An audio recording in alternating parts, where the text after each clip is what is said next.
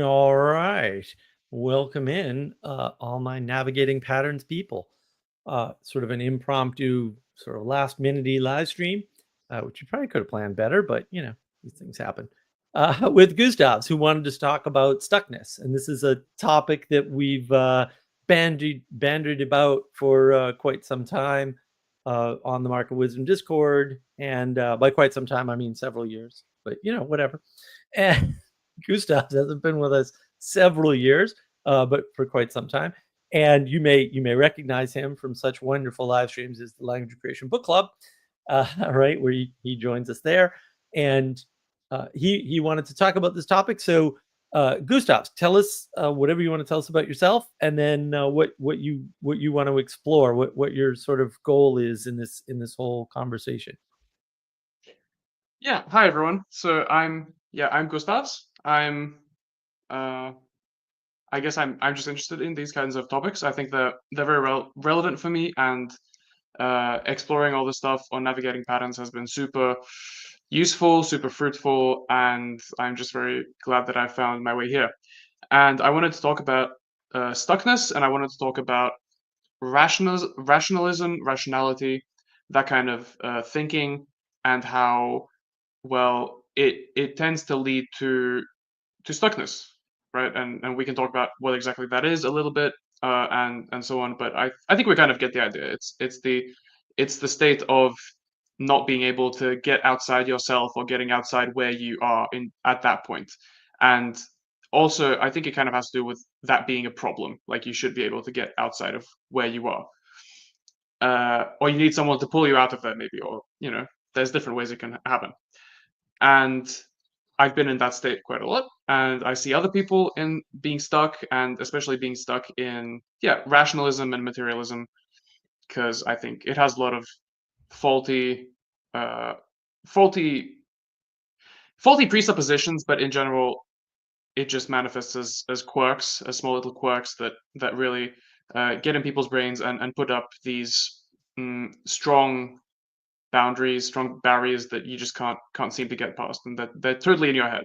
They're totally in your head. Okay, yeah. So, stuckness from your perspective, it sounds like is a state where you feel like you should be able to move, right? I don't want to say progress because that's all kinds of problems. You should be able to move in ways that you're not able to move, we'll say, in the moment, right? Is that what you're sort of getting at? It's sort of about being able to move, and it's about not having a higher purpose than where you are. So you Mm. maybe if you do have a purpose, it doesn't reach anywhere further. Oh, that's great. That's great. Yeah, I didn't we didn't go over that. We didn't go over any of this, so it's all good. But yeah, right. So you maybe you're purposed out, like all your purposes are gone, and now you're like, wait a minute, this didn't have the impact that I expected. Right. That's another. Oh, that's a good frame too. Yeah, I like that. I like that idea. And so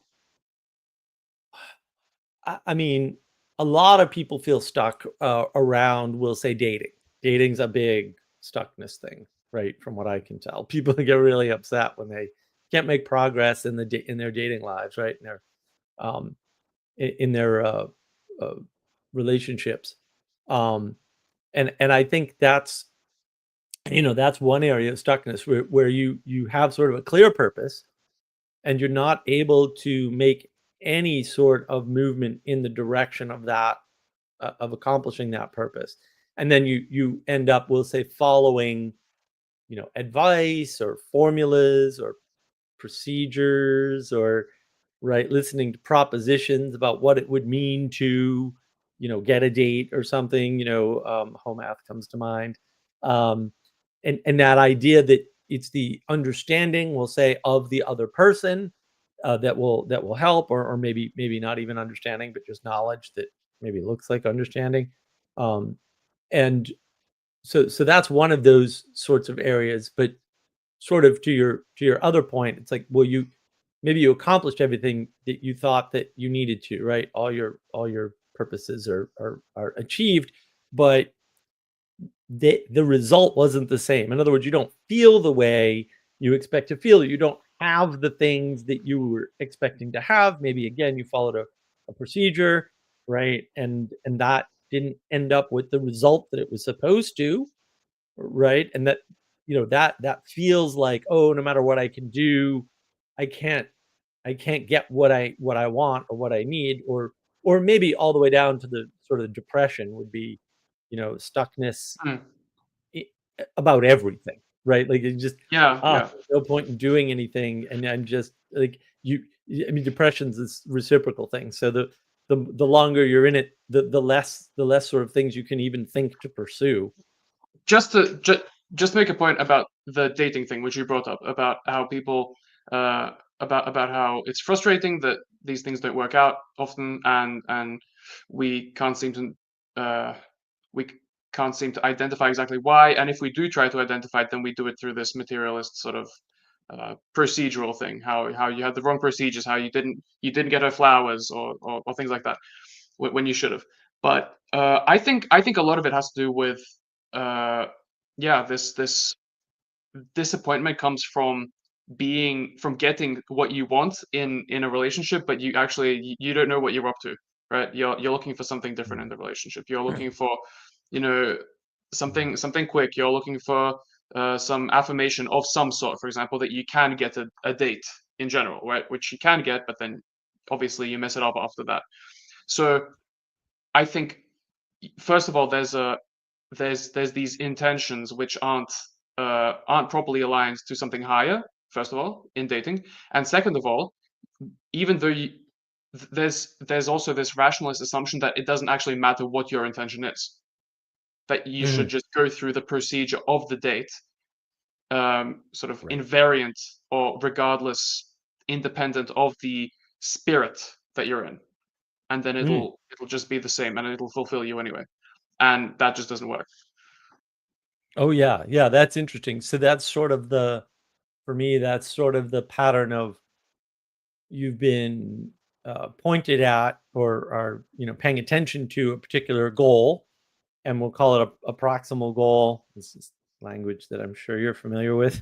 A proximal goal, and maybe that proximal goal is part of a larger procedure, like how to get a wife, right? Which is very like dating and how to get a wife.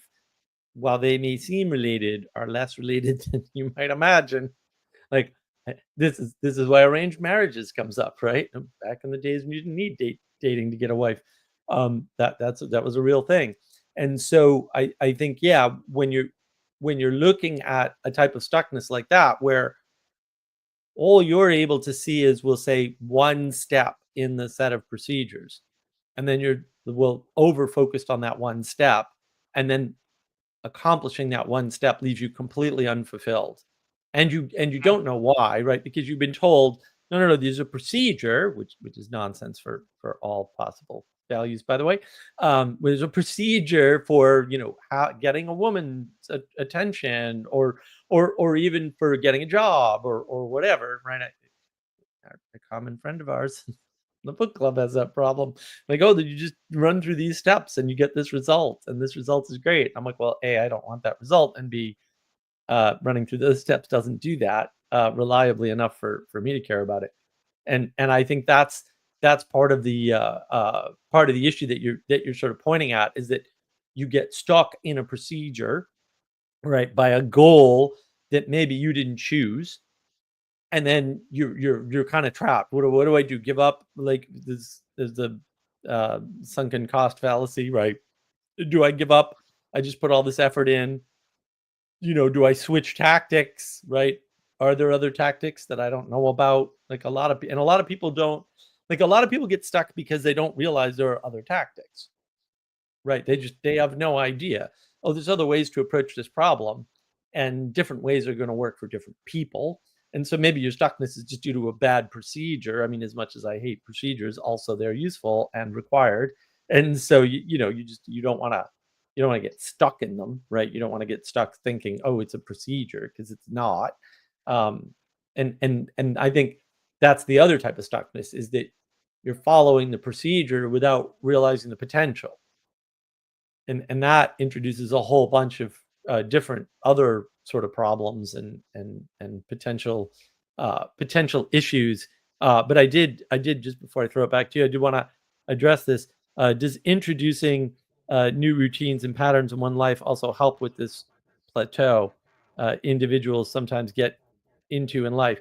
Well, yeah, I mean, I think that I think the easiest way to think about this is if you don't structure your life according to patterns, right? And then, of course, the religious people might go to the word liturgy and like whatever, I don't care. But if you don't structure your life according to patterns and then recognize that, like deliberately, like, oh, I follow these patterns. I get up in the morning, right? And then when I do my sleep work with people, sometimes I help people with their sleeping problems. I say, look, the most important thing is that you get into a pattern of sleep immediately. Like that's don't try to change anything about your current sleep other than 7 days a week, not 5. Go to bed at the same time every day and see what happens, right? Or try to wake up at the same time every day and see what happens. Different day. But then that's the thing. Like different people respond differently to different procedures or patterns. The reason why you want to deliberately say these are the patterns is because then you can set out where they aren't, right? You could say, "Oh, okay, I go on vacation twice a year for a week each time, whatever it is, right? Oh, during the day, I make sure at a certain time I get up and go to the water cooler. That was one of mine. I always get up and go get some water. And then the more I worked at home, the less water I drank because there was no water cooler. It's idiot. Hence why I have Sampel all the time, and I'm like, part of my pattern is I drink one of these little ones a day, right? Except on Fridays when I do the live streams and I drink a great big one instead at the end of the day. So yeah, I try to drink one of these, although I failed today, obviously, in the morning. And then I drink a LaCroix, right? And then what does that do? Well, that gives me room to, well, structure my life, which is super important, right? So structuring helps you to not get stuck, right? But it also gives you a way to rest, right? Because if no, my life is patterned, then you know what rest looks like.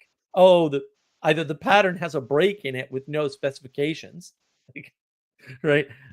You reference the Pomodoro technique. I talk about that all the time. I don't like his time frames because I think they're terrible, but the technique is good. That keeps you from getting stuck because you get rest in there. And like, oh, I'm going to rest for 20 minutes or 30 minutes, or I'm going to switch what I'm doing in my head away from this and to this. Like, you can still stay busy. Like that was one of my tricks was always to stay busy all the time. But because work would never keep me busy, more than 10 minutes in an 8-hour shift, I would just do other things. I would switch tasks all the time. Right.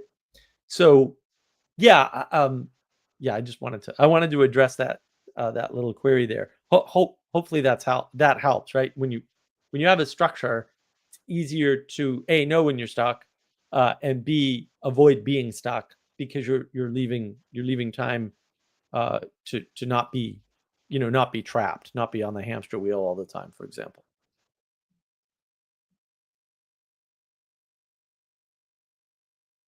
What do you got off of that, Gustavs? You get it.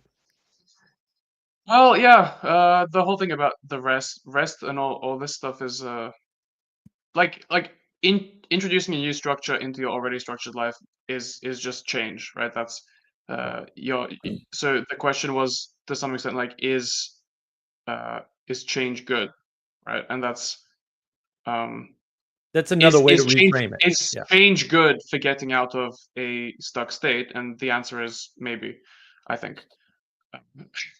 And because you shouldn't presuppose that change is good, I think. Yeah. Right. That's it. That's dangerous. Like change can be very bad. I would say, yeah, if you want to put it in the change frame, which is quite brilliant of you, by the way. Um, yeah, I mean, change is inevitable. So like you don't have to do that to the world. The world will do that to you. Like don't like, sweat nothing, my friend. Change will happen, irrespective of all other factors. Um, so yeah, that's kind of important to know that the change The change is coming either way, right? And so those new routines and routines in general have to be updated, So for so sure. what so so what so what advice would you give for someone who wants to make sure that the change they're engaging in is good? Well, and again, this is where the pattern comes in. So I know everybody's a garbage individualist, and and they want to control everything themselves because they're horrible idolaters. Um, but having patterns given to you from whatever source outside of you, especially older patterns, right? Patterns that have persisted through time, um, and just adapting them maybe to the technology or whatever, I think is super important. But I wanna say the patterns give you a way to sense good and bad, right? Because they're so much bigger than you, and sensing good and bad is really, really hard to do, right? And so you need something bigger than you to help you with the distributed cognition, right? And a pattern that is persisted through time is the distillation of a distributed cognition that is very, very old. And that's a big issue that rationalists have is submitting to distributed cognition. That it doesn't really allow for it. It resists Well, it, and yeah, and that's something that generates the stuckness, right? So if you could have this good change in your life, this turning towards a better pattern, right? As you're saying, it kind of should happen within a larger distributed thing, like there's different words for it, I guess you could call it like a community or religion, things like that. But the rationalism doesn't really allow for it because right, you know right. you should be able to figure it out by yourself. If it's individualistic rationalism, Mm. yes. And I think also, just before we change the pattern here, by the way, that's coming up. That's coming up in a second. I just want to add, yeah. I mean, part of the advantage of pattern is that you have a pattern of behavior, right? You have a pattern that you're in at work, and then when you change patterns, maybe you get a promotion, right? And you come into work a little bit earlier because now you're a manager, whatever it is, it doesn't really matter. But you can compare over time though, and everything takes time. And in the video game reality, we don't really get that. But look, just to switch up the pattern a little bit, we have our good friend Adam joining us. Adam, Hey, what Adam. did you want to add to this lovely conversation here? Hi, how's it going? Yeah, so I mean, I was just kind of piqued by interest in talking about work and patterns because some people are on the kind of 9 to 5. There's a kind of regular pattern of work, but then you've got guys on shift, and it's particularly when you're talking about sleep. Now, I myself don't work shift, but the kind of idea is how would you, because there's a lot of chaos in that pattern, whether it be just from the shift hours, right? Or if you're in the sort of job which requires shift hours and then something comes up, how do you actually not get stuck basically in a pattern of, well, an unpattern, a sort of chaotic waste? Because I think there's a lot of people who are kind of in that rut as well, apart from the people who might be there's a kind of overarching pattern that they can kind of live in and kind of get stuck in. There are people who are kind of stuck, as it were, in chaos. But same with the dating market as well, I suppose. I can kind of comment just a little bit on the shift work because that's the kind of lifestyle that I have. I work night shifts and mornings and evenings and all around, and yeah, it definitely does generate a lot of chaos because it blends together, let's say, the home and the office because frequently I work from home, and then that blends together. What kind of uniform am I supposed to work in? Because yesterday I was working from home and then today I'm working from the office and the work is kind of the same, except I'm in a totally different environment and it messes that up.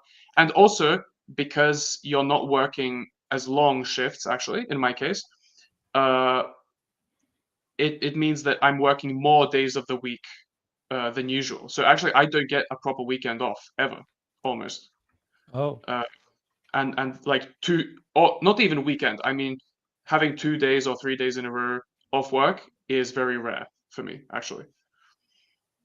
oh wow. Okay. Geez, I didn't know that. That's horrible. Wow.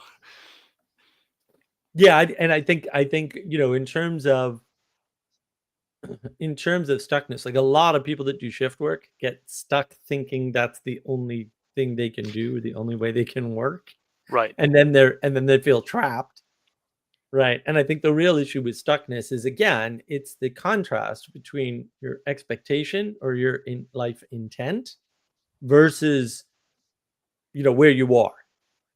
And so I see a lot of people who are, quote, stuck, and they're happy. Like, there's nothing wrong with the right. I would classify them as stuck. I'm like, really, dude? You gotta like anybody who's a 9 to 5 job. I'm like, really? Like, what is a 9 to 5 job really? Because I'm bored all the time. So like, Right. you can't stick me in a 9 to 5 job, and unless I have a lot of freedom to like yell at a lot of different people in a lot of different random places, it's not gonna work out. Now, I did a lot of consulting. Guess what problem that solves? That solves the boredom problem, right? I could, I was usually, as a consultant, you tend to wield a lot of power, actually, right? You have a lot of influence over everything, no matter where you're consulting, right? Like, you could be a junior consultant, and I used to amplify voices that were there, right? Oh, I've been complaining about this for 3 years. They should have changed this. And I'd be like, find a different way to send the message that didn't sound like it was coming from that person, and send that message, right? Because the business was stuck. Right? It's not even they didn't have the talent there, right? So it's not, the stuckness happens to institutions, to egregores, if you want to use a really bad word, and that actually matters, and that fact that not just people, right, not just agents in the world, but also machines can get stuck in a way is not good. But not all repetition is stuckness.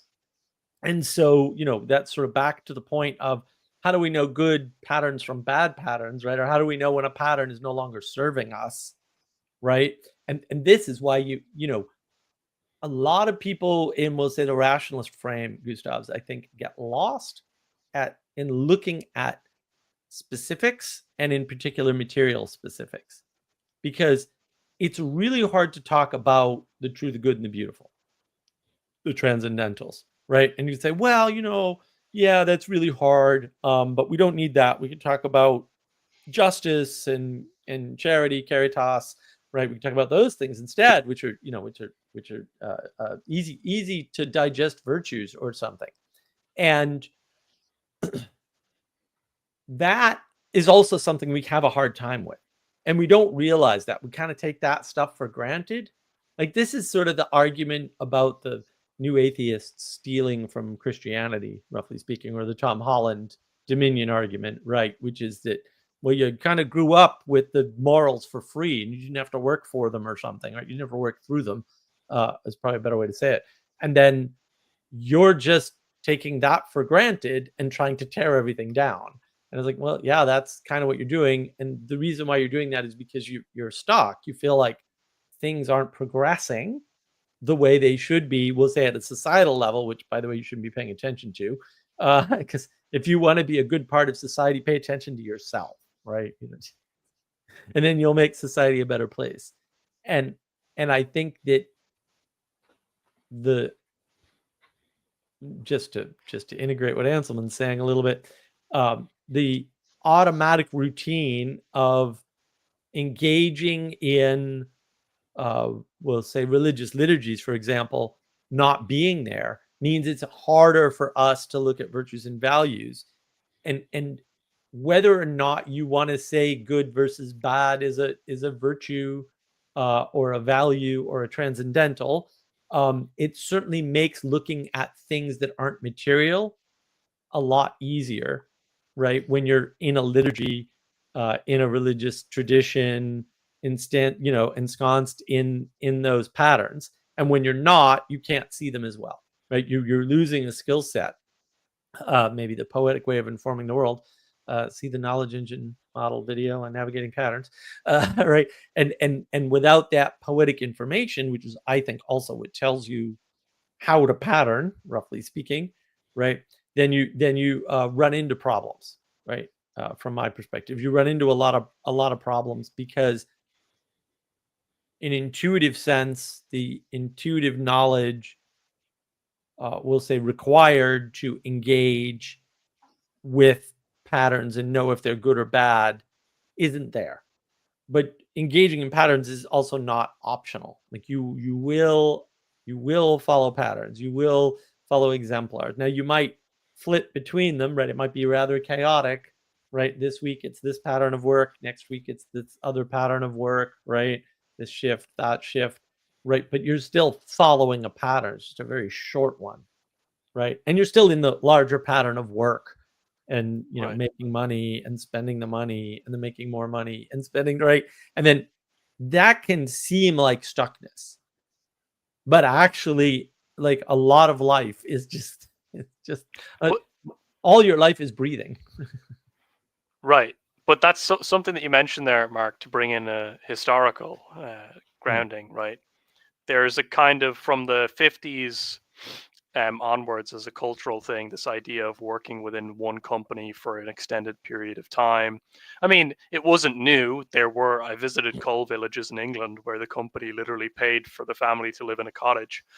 But this Right. idea of a kind of stable or semi-stable sort of job that you kind of work at for a long period of time. I mean, even my relatives, like my father's worked in the one company for, I mean, what, 20 years or something like that now. That's kind of changed, and the kind of pattern there, like for example, I'll kind of condense it down to a meme of Fight Club, right? There's a meme of, the in Fight Club, the dude is at his 9-to-5 job, and the horrific part about it, to talk about stuckness in a kind of stable pattern, is like, my job's so stable, the economy's so good, how horrible is this? And I think that's a form of kind of like, like the wrong sort of, like, people feel as though they're stuck, but they aren't. They have nothing to complain about, almost. The evil subversion of evil films, like the one you mentioned. Yes. Right. Yes. No, it is. It's evil. Yeah. To be fair, it's taking that stuckness and basically using it as a means of uprooting everything. Or taking a pattern and classifying it as a stuckness when it's not. Like, it's not a stuckness. Yeah, it's true. Yeah, it's not a problem to be solved. It's a wonderful condition to be stable over time. Like, why is this a problem? Like, sign my ass up. Thank you very much. Right. And I think that's because I guess maybe this is on the stuckness kind of topic, is that a lack of optionality doesn't necessarily imply stuckness, right? Or a lack of options as such. But how does that relate to the overall goal, right? If you've got, in relating to the stuckness, if you've got a limited amount of options, even if you have no other options, but you have a goal, like, is that really being stuck? I wouldn't consider it as being stuck, as long as the goal is, good, right?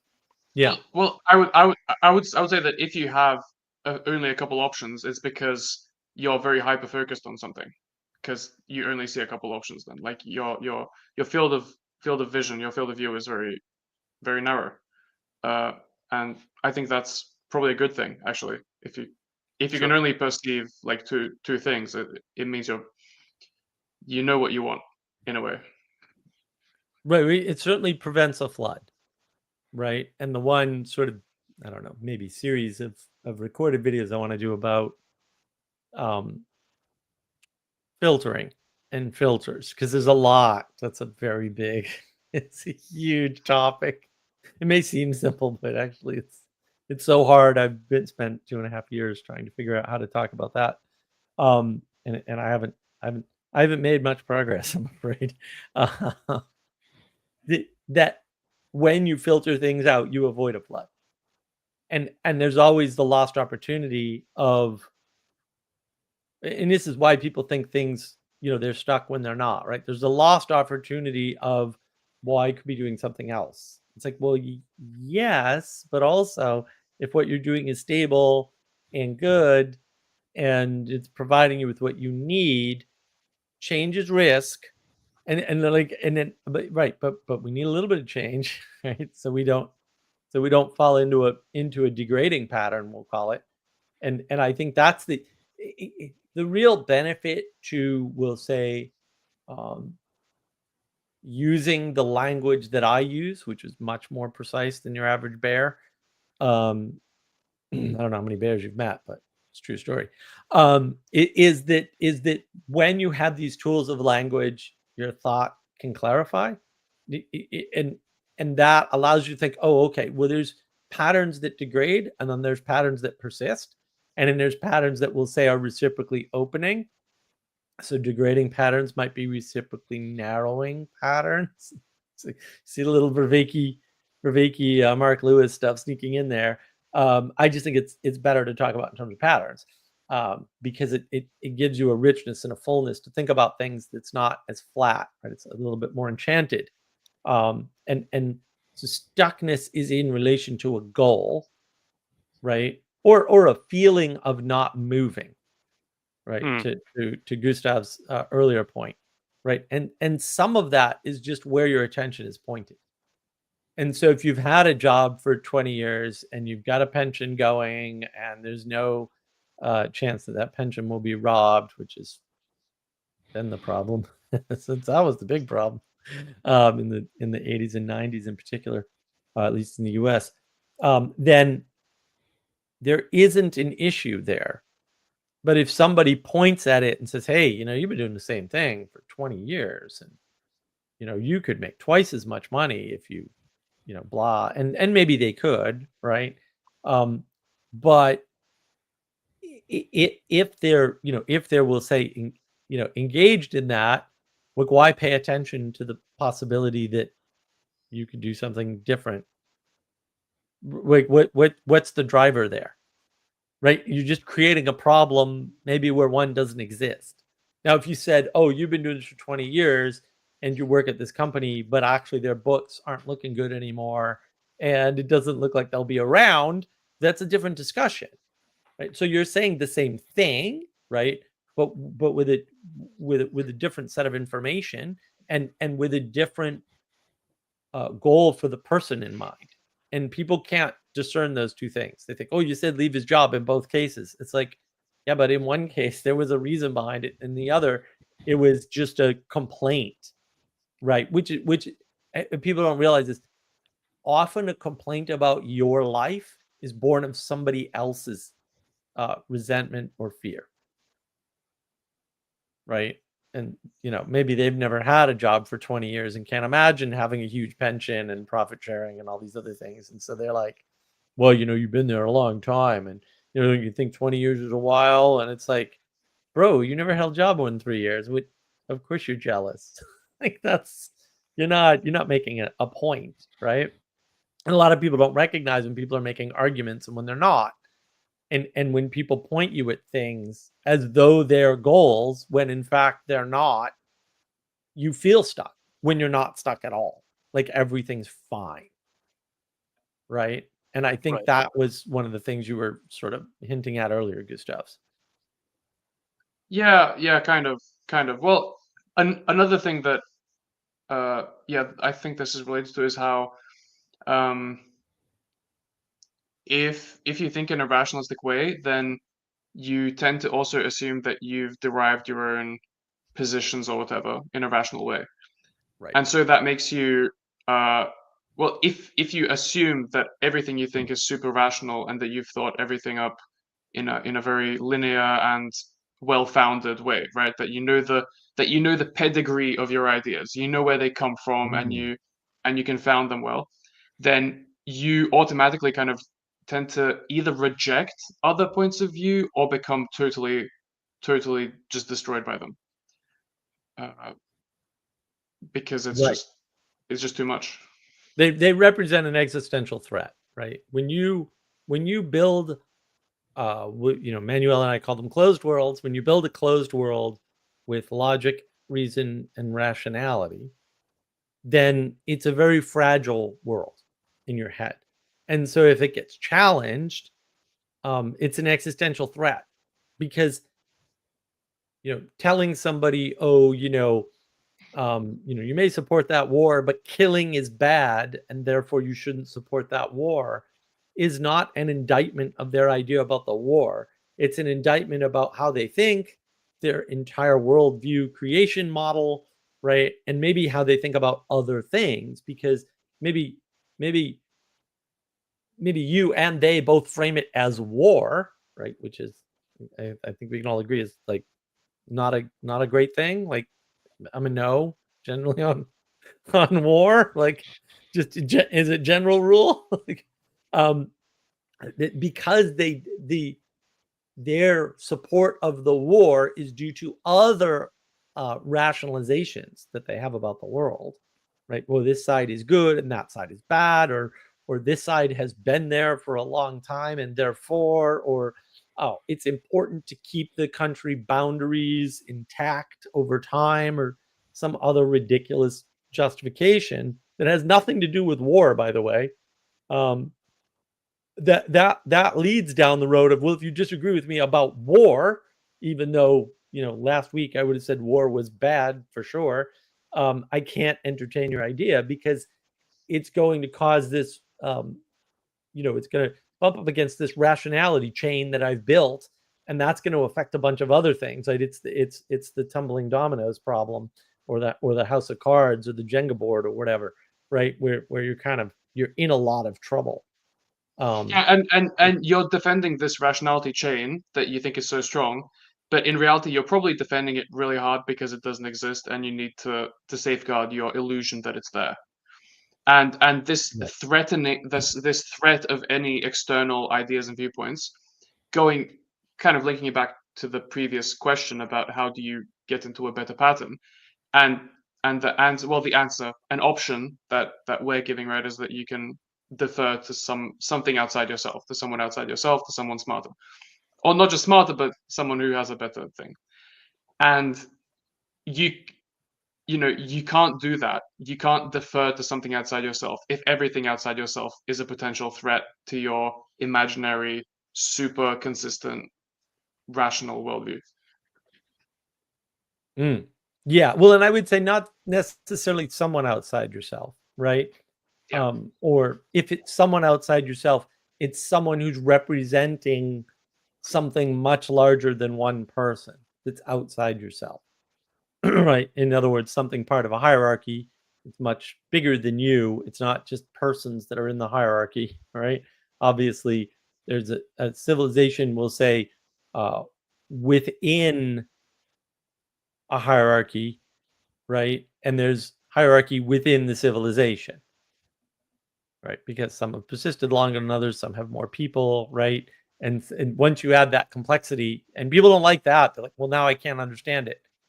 That's correct. You can't understand things bigger than you. That's true. You also can't necessarily understand things older than you because they've been around longer. And people don't like that because we're living in this overly rationalistic world.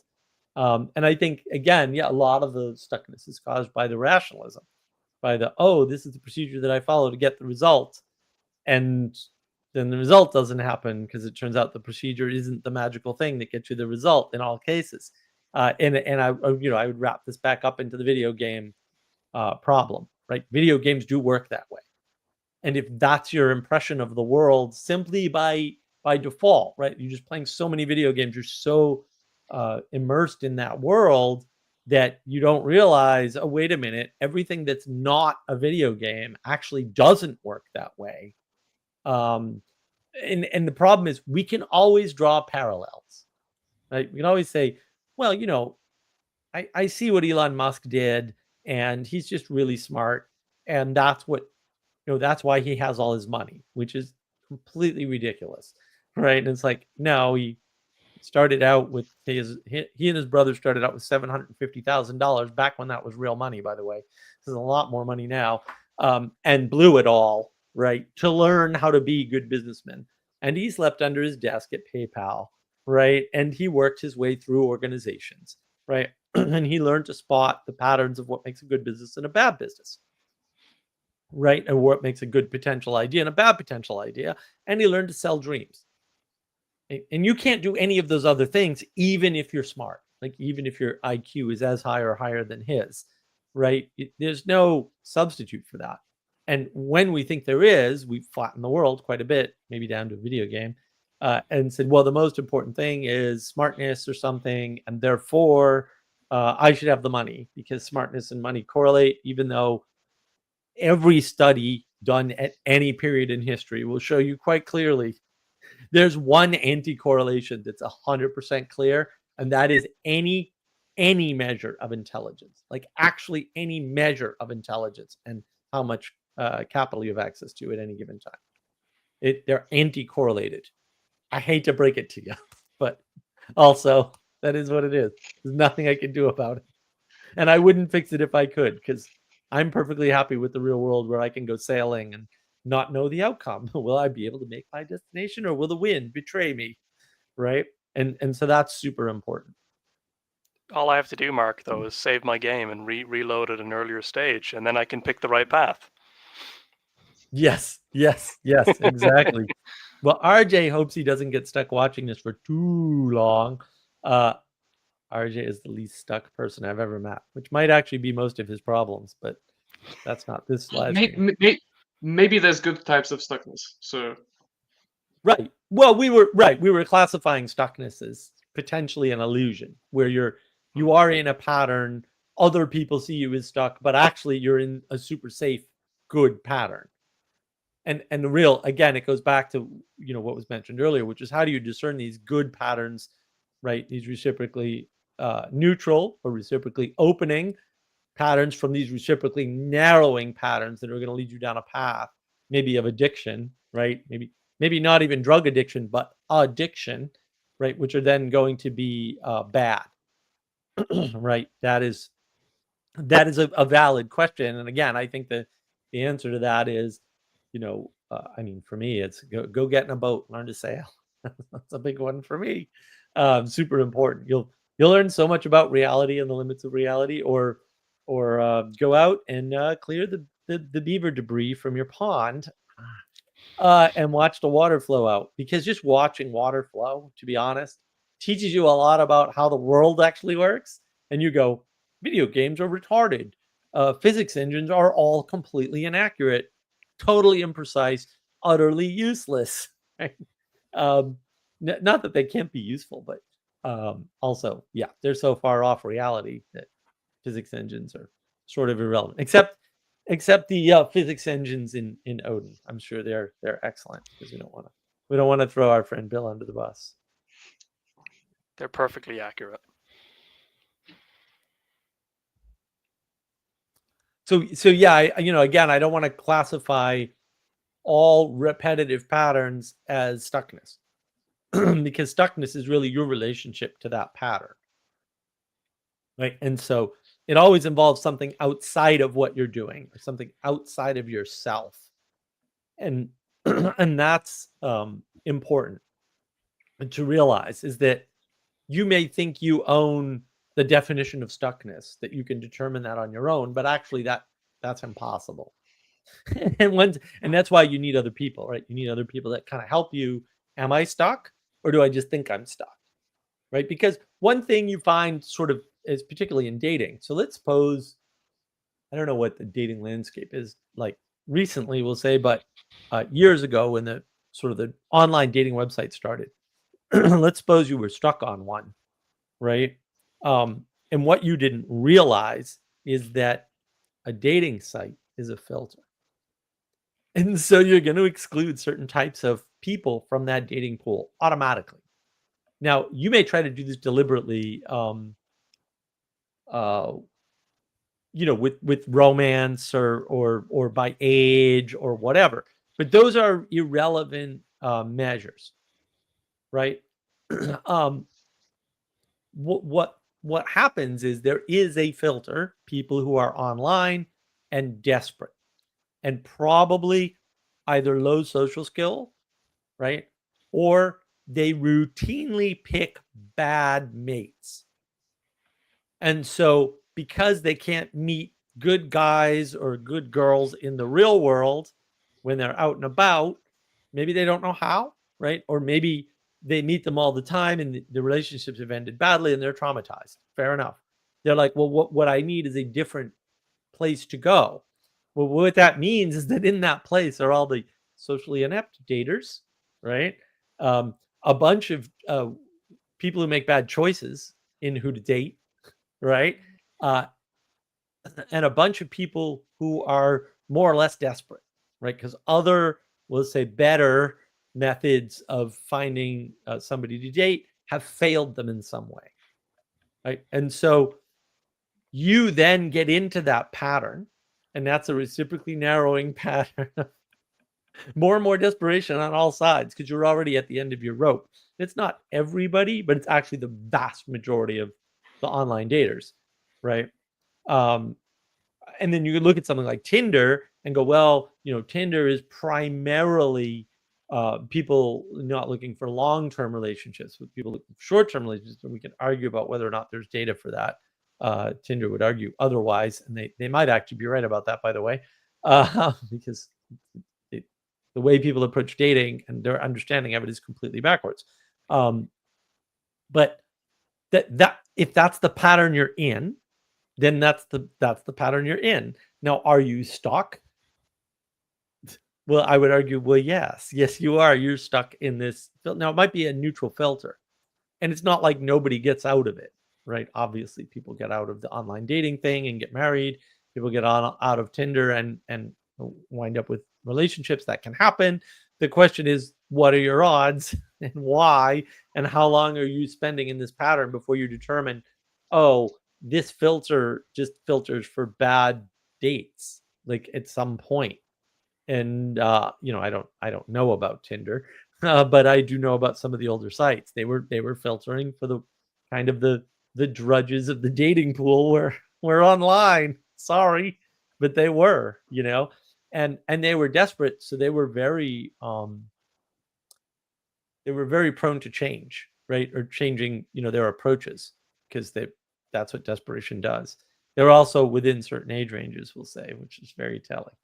You kind of tell right away. Yeah, certainly in the modern dating thing, it's predominantly online, and it is selecting for maladaptive sort of approaches, bad patterns that effectively only breed kind of more of that, or people because that's the thing, is that if you look at some of the statistics, it's like the people who are meeting online is just going on the up and up, and the older methods or the more regular methods of like through work at a bar or whatever, like all this other stuff, all these other social events, church, it's like they're all kind of either leveling off or kind of going down, and that's kind of that is kind of perverting the or skewing things to that reciprocally narrowing pattern and getting a bunch of people stuck in that. And a lot of them, I mean, will say as well, they don't want to be there. They are looking for something longer term.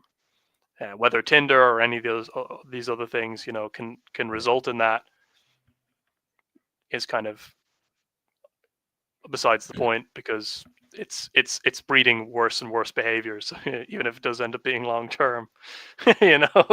Right. Well, and it is that, and the pattern of online dating itself has changed, right? Because before it was like the bleeding edge. It was tech applied to a new market on the one hand, and on the other hand, it was, well, everything I'm doing is failing, and therefore, right? We'll say the early 2000s in particular to mid to late 2000s, right? That's what online dating was. But now, online dating is more of a response to something like the intimacy crisis, right? It's like, oh, no one has any social skills.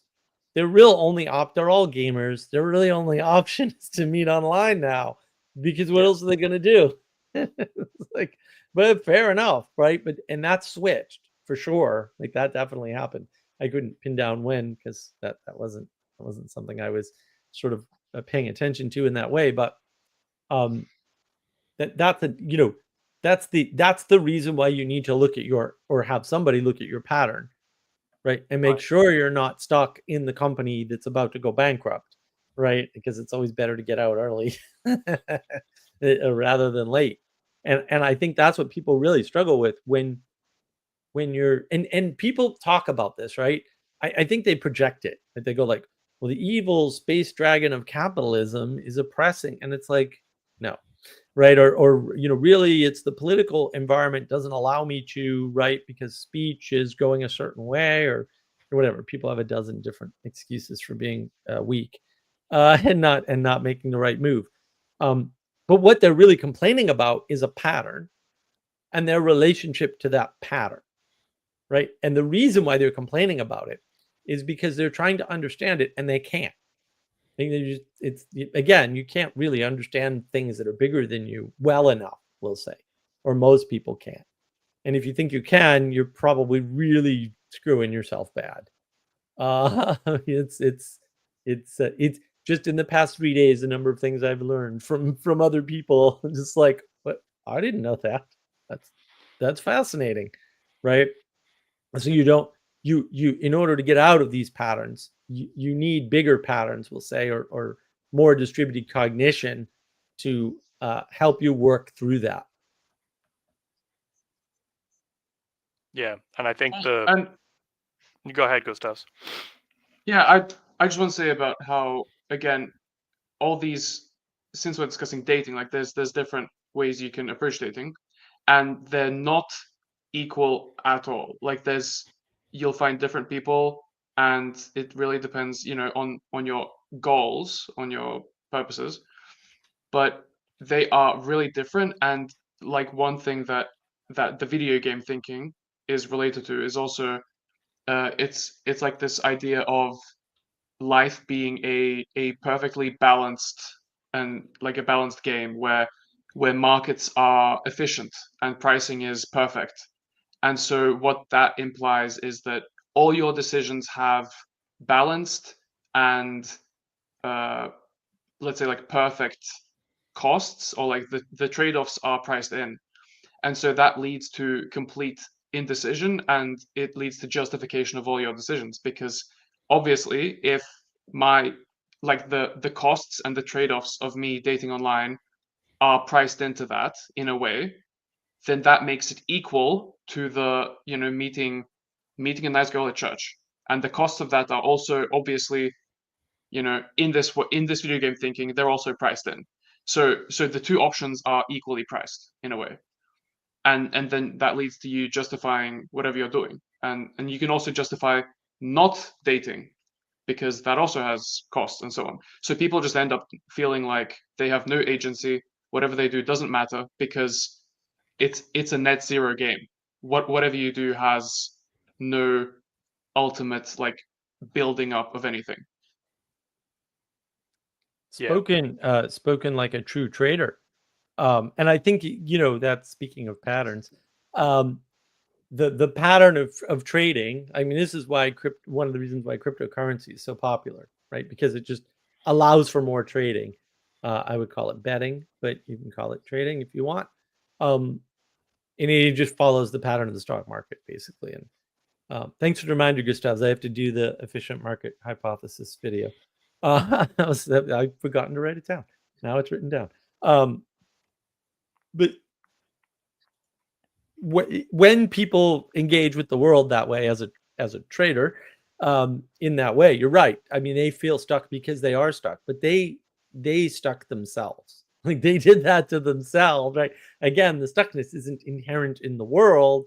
It's relative to other things, right? It's all about the relationship that you're having with what you're doing. It's not about what you're doing, because what you're doing is what you're doing. It's a very neutral thing. And I think, again, with the sort of binary thinking, see my video on navigating patterns about binary thinking.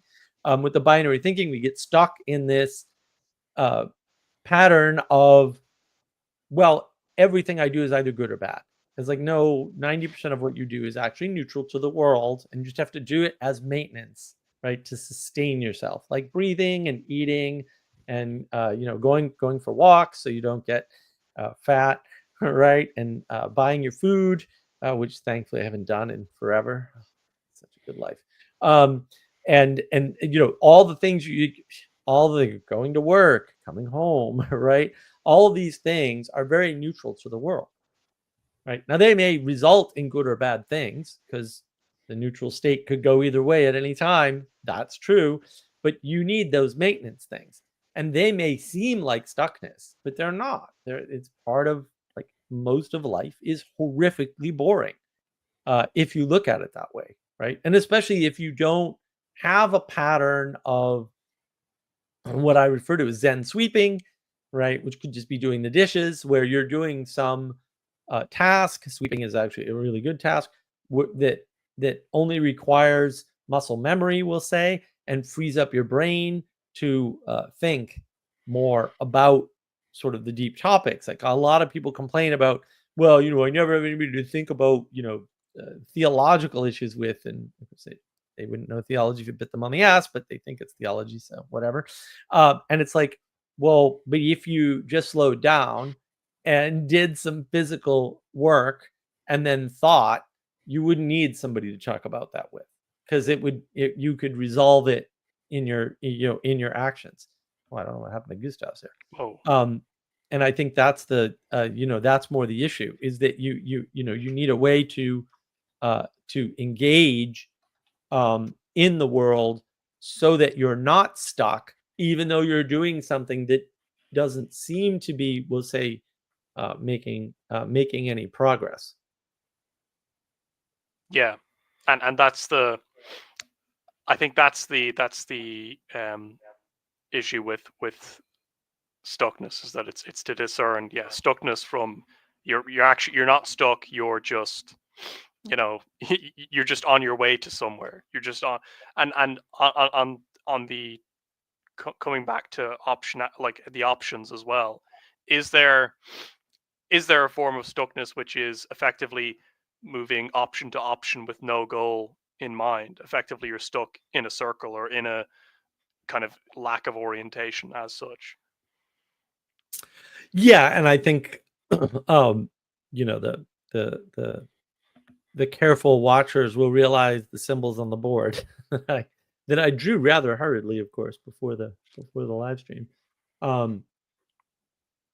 Yeah, there's a way in which we're doing something, we'll say circular, or something that is self-referential or self-contained, and we don't realize that it's self-contained or self-referential, and then we're stuck. And then also there's, you know, things like breathing that you do all the time, right? And Right.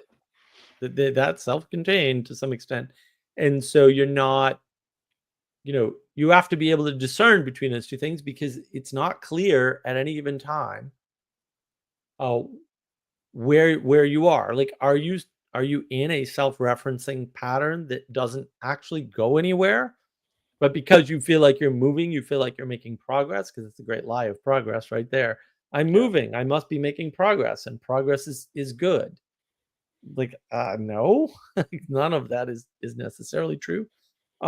And I think that's some of the problem that people are running into, is that they can't see the difference between, we'll say, being in an important, useful pattern, and being stuck, right?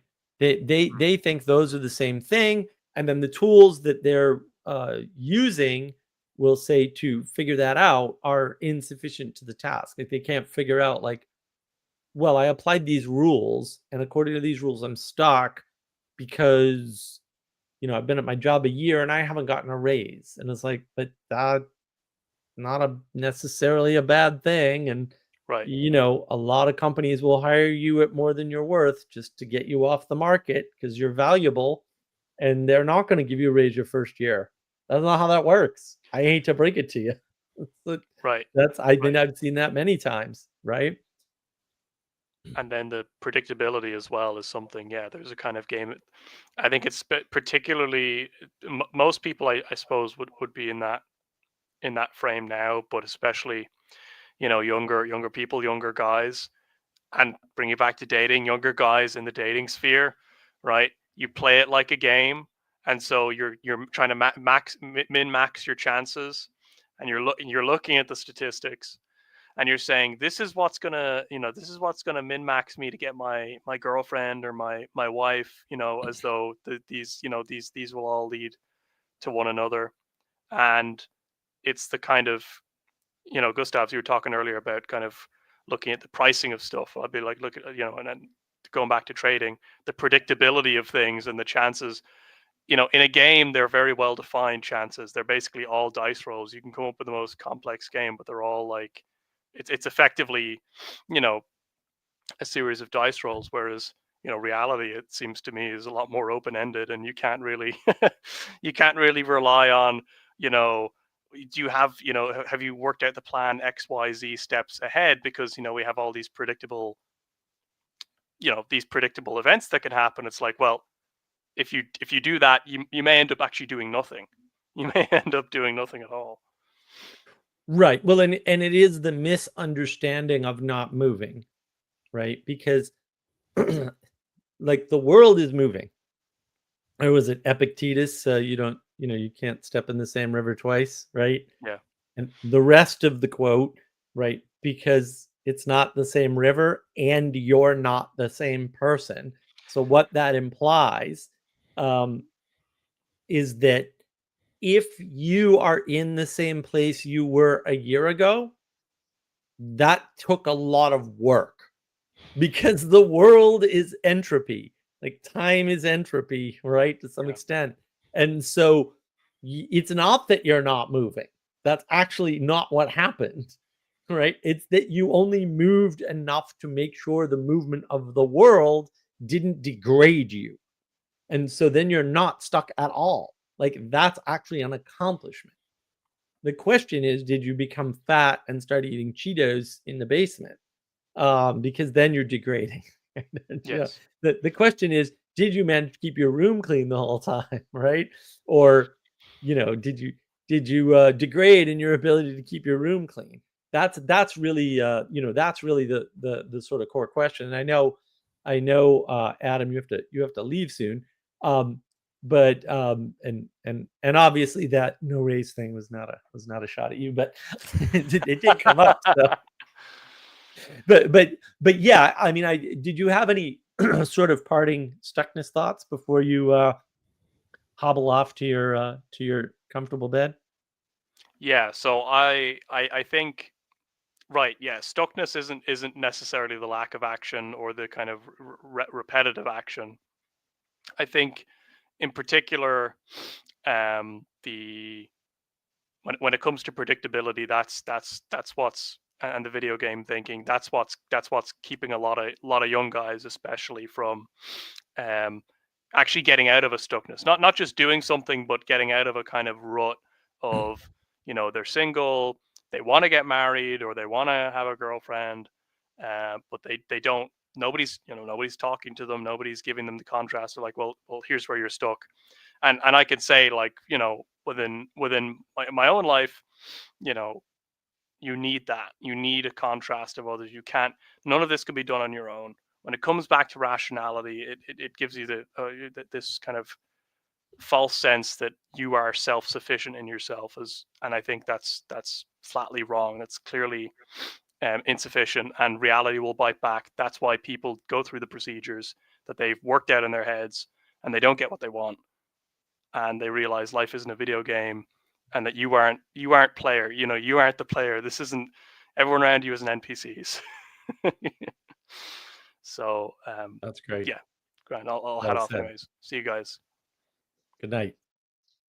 Yeah, and I think and Adam in particular is getting the girl and and the house, and he's got the job, and yeah, so he's really been able to turn himself around, thankfully. Like it's been wonderful to watch, actually. And I mean, you've seen a lot of that, Gustavs, right? So I mean, you've seen sort of uh and people go from stuckness to not stuckness, we'll say on the Discord server, because that's our primary work. It's not the YouTube channel, that's for sure. Which is good, because it was a YouTube channel. I'd probably stopped a long time ago. Talk about stuckness.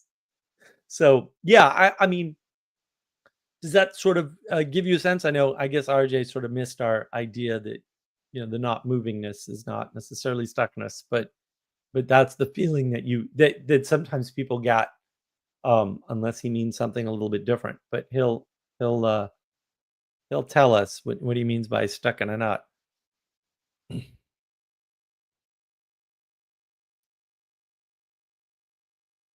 So what did you sort of what else were you sort of struggling with, Gustavs? This is sort of your show, so. Well, I well, I wrote down a bunch of small points, right? So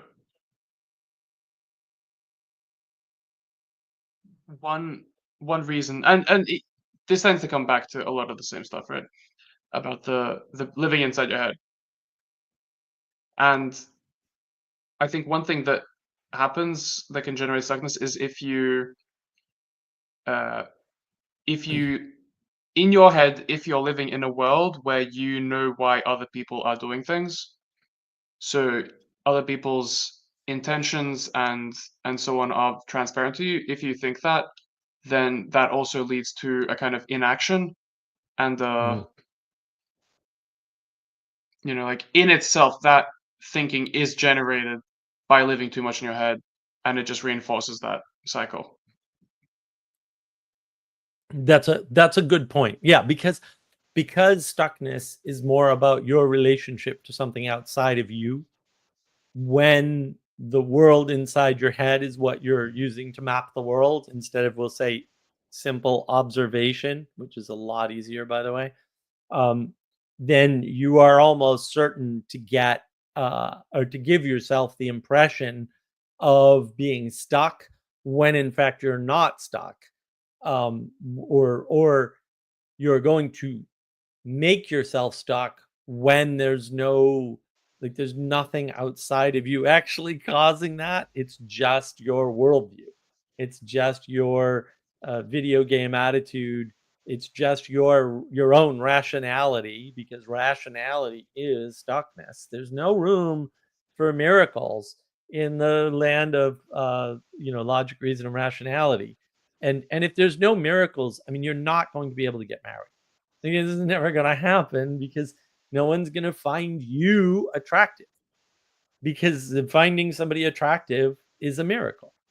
And if you don't recognize that, we'll say, in yourself, or you reduce it to the home math version of statistical way of relating it to reality, then you are going to going to basically make yourself appear stuck to yourself, even if everybody else doesn't. And that's the other problem. I think people don't properly identify stuckness in others, so they don't help them.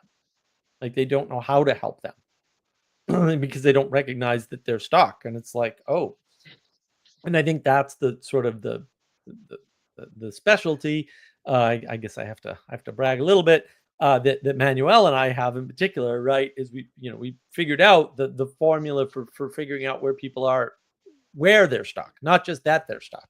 That's easy, at least in my mind, but also where they're stuck. And then, maybe trying to move their attention a certain direction to help that. Well, yeah, I mean, that's definitely difficult, and we certainly don't do it um, very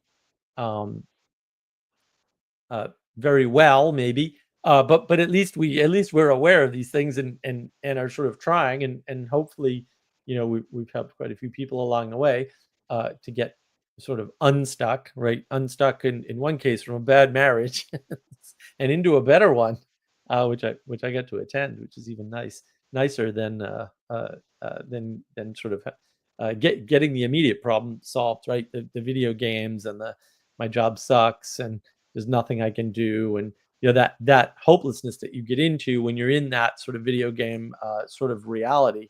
That's really important. So Ixnam would like to say, if there are no miracles, you are not going to get married. Can confirm. He's misspelled married, but that's okay. We understood what he was saying. Yeah, it's right there. Yeah. Yeah.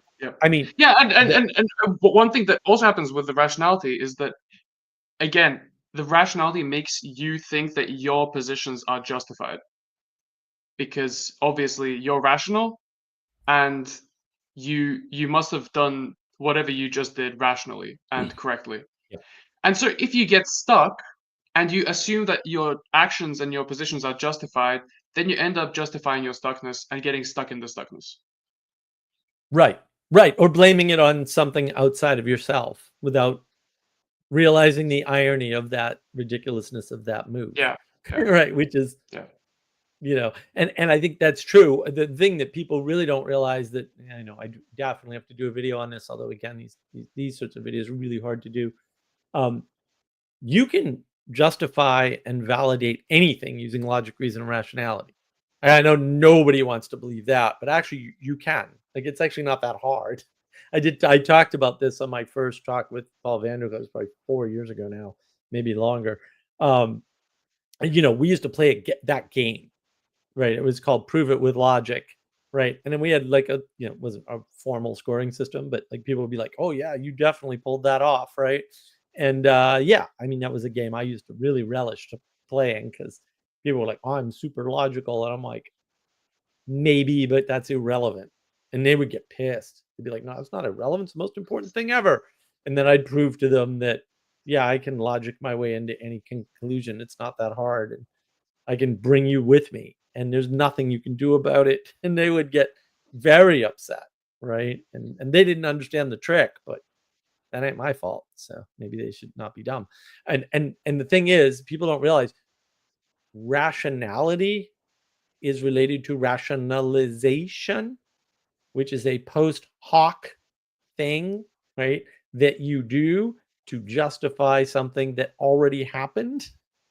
That's like, for me, I'm leaning heavily towards all rationality is post hoc. It's all rationalization. There's no such thing as rationality in the moment or before the thing, right? That's not to say that planning doesn't exist, but planning and rationality are not the same thing, right? And so anybody who's done a plan and tried to execute it will know this, right? And that I think is super important to realize is that logic, reason, and rationality will betray you. They will make you stuck for sure because they're limited, and you will not be able to get married because there's no miracle. There's no potential and possibility. There's no room to maneuver, and there's no room for you to perceive things that aren't logical, reasonable, and rational in the world. And it just turns out that that's like 99.9% of the world is not logical, reasonable, or rational at all. And I think that we like to distinguish ourselves from the animals because we're rational, because people have said that. And I just look at them and, sort of like, yes, of course, and pat them on the head and back off slowly and try to find a reason to get away from them as politely as possible because there's no can't fix that. It's like that's what you believe, then great pate, but I got a motor. I'm not sticking Yeah. around. Yeah, and like another thing that happens is that when you have this rationalist stuff, you end up setting up a hierarchy of people in terms of their ability to rationalize, and Mm. it kind of just ends up with a lot of really actually not very good stuff at the top, and also people get confused when they do meet someone who they have to admit is smarter than them, in a kind of, I don't know, calculatory, rationalistic IQ type of way, and then like something doesn't agree with what they've presupposed, uh, and then that just totally breaks people when they do have to admit that, which often they just don't. But Well, that's where they get the irrational behavior from, right? The screaming and the ad hominem attacks and the you said this, and it's like I didn't say anything like that. Like maybe what you heard, but that's not what I said. And yeah, and then you get three people telling them no, that didn't happen, and they're like, "You're all against me," right? And you get you spiral into conspiracy, right? I mean, yeah, ultimately that's kind of like saying logic, reason, rationality will betray you. They will absolutely betray you for sure every time. It may take a while, and you may not see it right away, but yeah, and you have no one to blame but yourself at that point, because you're not a rational creature. Like, humans are not rational creatures. We're we're creatures who are capable of being rational for very short periods of time at a very high cost, and that's it. And the rationality is not what makes us unique from the animals at all. And this is actually why people have the consciousness problem. Like, are dolphins conscious? Are octopi conscious? Are parrots conscious because they can talk? And yeah, we the other thing you sort of pointed out there was people often confuse a logical, rational argument with goodness, right? I mean, you can make a logical, reasonable, rational argument for war, but war is not goodness, right? Like, it may be necessary, right? But it's never goodness. It's never goodness. But there are logical, reasonable, and rational arguments for it. Absolutely. But you have to divorce that from the good and the bad in order to see which one it is. Because if you just assume it's always good because you can rationalize it, right? Or you can make it rational sounding or something, then that's and this is one of the things that I sort of harp about occasionally is we've lost the archetype of the evil genius. Right? Like, we've associated intelligence with goodness, and it's like, oh my goodness, don't do that. Like, my, and then you misapprehend history. You start thinking that Pol Pot, who had a PhD, by the way, from some fancy European school, or Stalin or Mao or Hitler were idiots, and it's like, oh my poor sweet summer child, boy were they not stupid. They were way on the upper end. They were on the upper end of what I call smartness, if not also IQ in some cases. And people don't, because we're still, to Jonathan Peugeot's point, living in the mythos of World War II. And then we have this association of intelligence with goodness, and therefore anybody bad must not be smart. And it's like, wow, boy, are you in for a ride in your life if that's what you think. You're going to fall down all kinds of rabbit holes. And of course, you came to the conclusion yourself. So to your earlier point, it must be right because you were educated into it. That's one of the problems, is that in many cases we actually know uh, these sorts of people, and we know, we'll say, how well educated they are in some cases and what their IQ is in other cases, right? And we discount the enchantment side of the equation, which is way more important, which is how much charisma they have, how articulate they are, because that's a form of enchantment, right? What's the quality of the story they can tell, because it's another form of enchantment, right? And in the collapse of Hollywood, you want Stuckness. Hollywood's been stuck for a very long time. Their storytelling is garbage now, and it's been garbage for so long they don't notice. That's why they greenlight projects that like Critical Drinker talks about this all the time in some of the larger groups. They're all like, it's not that somebody wrote a bad script. It's not that somebody wrote a bad script and showed it to a studio executive. It's not that somebody wrote a bad script and showed it to a studio executive and then it got shown to a director, right? It's that all of that happened and somebody signed a check to move forward. Like, this is a stacking of errors. And I'm going to do that video at some point, hopefully soon. This is a stacking of errors. It's not the same as like somebody wrote a bad script. People write, almost all scripts that are written in Hollywood are terrible. They're terrible. They're written by retarded people. Like, they're awful. Like, this is well known, right? And then there's a few that go unnoticed that are very, very good, right? And that was always the case. But now they're funding the bad ones, and they can't tell a bad script from a good script because they're stuck in a procedure. They're stuck in a pattern. This is the way Hollywood works. Now, that was never the way Hollywood worked, by the way, ever. I think Hollywood never worked that way at all, right? It might be that the majority of the movies seem to follow that pattern, but that's not the same thing. And when you start to look into any industry, Hollywood's a good one. because you can examine it, pretty quickly. You just look at, if you don't believe me, just look at the story of how Good Will Hunting got made, and then you'll realize like that doesn't sound likely, right? And you could go, "Whoa, it's a miracle." Like, well, fair enough. I would be in that camp. The story is ridiculous, right? And then you realize a bunch of people looked at that script and didn't realize how good it was. And it's like, why didn't they? Oh, because they thought the Hollywood pattern was intact. And who is this 2-bit actor who took a freaking writing course to write a script? And we see these all the time. So, but they weren't looking at the goodness. And then the guy, of course, who saw the goodness, he made it happen, right? But he also he has a talent for understanding a good script from a bad script. So, like this actually matters a lot, especially because, again, your sense of stuckness is based on your relationship, right? Um, outside of something else, right? It's where you are relative to something outside of you, right?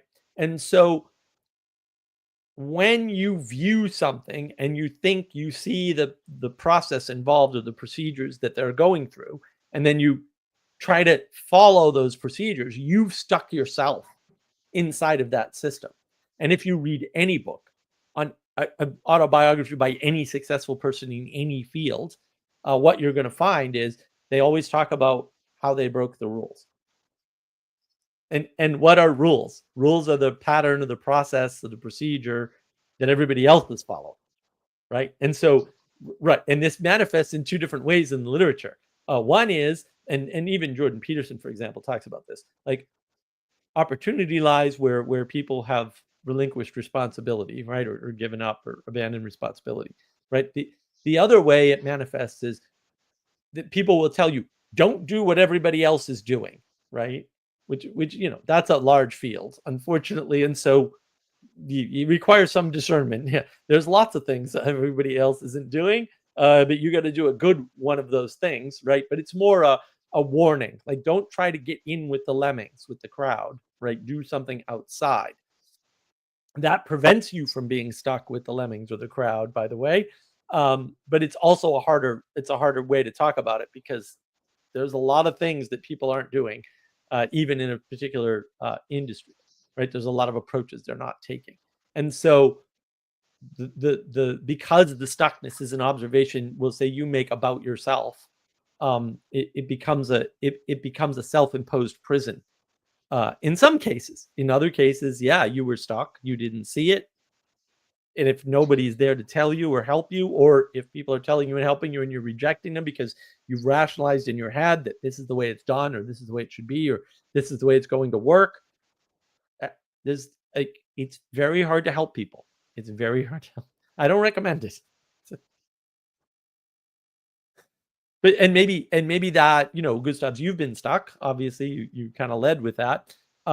What lessons have you learned about being stuck and getting unstuck, other than talk to Manuel, right? Because even if Manuel gives you freaking awful advice and knows absolutely nothing about what he's talking about, which happens to all of us occasionally, he will still get you unstuck. He can give you the worst advice in the world, and just talking with him, if you're stuck, will reveal your stuckness pretty quickly to you, usually, if you're willing to acquiesce to we'll say, the gruff Dutch attitude towards absolutely everything. I think something that has helped me a lot has been a sense of humor about myself, and not being too attached to my own, I don't know, pride or something. Like, being able to admit that, yeah, I was wrong, and then kind of wrapping it in a laughter about myself a little bit, which makes it easier to swallow, I guess. That's been helpful. Yeah, humor and humility. They sound a lot alike. Yeah, actually, just to be as silly about it as possible. You do really well on the humility scale for a European. I've got to say, it's quite good, quite good.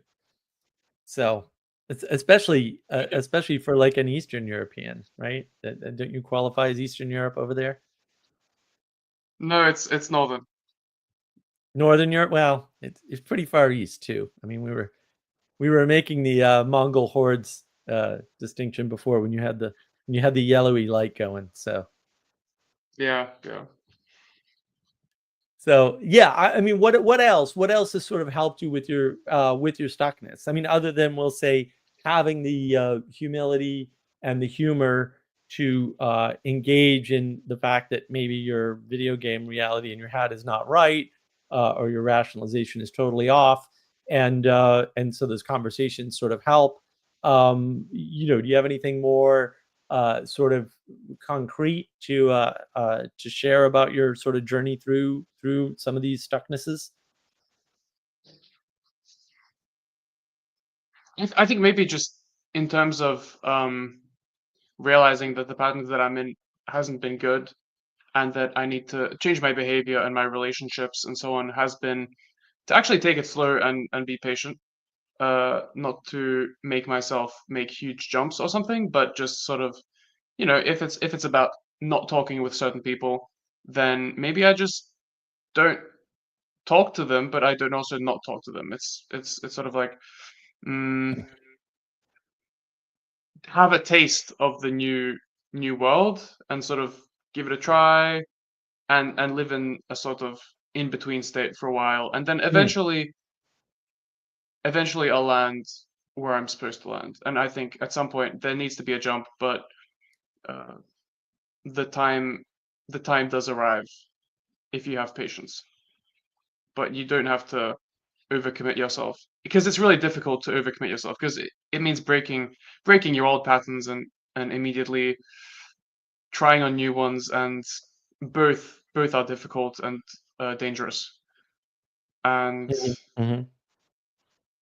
maybe what I'm outlining is a case of lacking courage or lacking absolute faith, but I've made big changes in my life this way. Uh, so Yeah. Well, that's I mean, that's that's my advice. yeah, no, I mean, it sounded like taking it slow and recognizing there's a middle state, right? Between, me talking to somebody and me not talking to somebody. There's that me initiating conversation with a person versus me being, actively avoiding them, right? Like, so there's a third state basically that emerges from the breaking of that dichotomy, right? Which is, well, I can just be available, and if they engage, I'll engage, but if not, I won't. And that's a good way. And I would say that, you know having the confidence to remain in that middle position, in that neutral state, if we want to think of it that way, is where faith is. Like, faith is in the uncertainty, because the neutral state's uncertain. Anything could happen. Like I said, like, when you're in the neutral state, it could go good or bad. Like that, you're chopping wood, and you could hurt yourself pretty seriously, especially if you don't know how to chop wood. And I don't recommend trying to chop wood if you don't know how, by the way, or sailing. Like, don't try to sail a boat by yourself if you're not familiar with where you're sailing and how to sail. Uh, you know, and there's certainly um, a level of faith required to be in that middle state. But maybe I guess where I want to lead you uh, is, what things outside yourself have helped you to identify your stuckness? Because again, I mean, the humor and humility obviously is super important. The ability to say, wait a minute, maybe my rationality skills are terrible, and I need some help, right? Or maybe just acknowledging there's more rationality outside of me, whether it's, an institution, or it's a person, or it's a group, or whatever, and therefore I need to seek their counsel, or at least contrast them with what I'm doing, and see, how it lines up, right? What other sort of external signals or whatever have you had that have helped you in your stucknesses? Well, definitely talking to people such as yourself and Manuel, and when you ask things like, why didn't you do this, and then I don't actually have an answer to that, right? Mm, That's mhm, that's been helpful. Also, occasionally reading like historical stories and things like that, because a lot of the stories that remain are about pretty crazy stuff, and you realize that you can just do things. Right. Right. Yeah, I think that's the biggest problem with patterns that you're stuck in is the reason why you're stuck in a pattern, or one way to recognize that you're stuck in a pattern is when you don't see the possibility for breaking the pattern at all. Right? Because what you should see is I can break this pattern and here's the cost.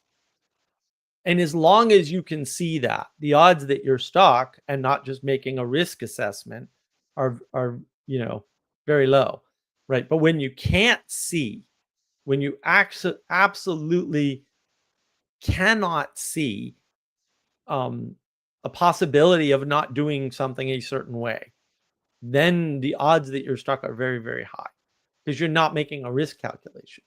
And I think, to your point, like read autobiographies in particular of successful people.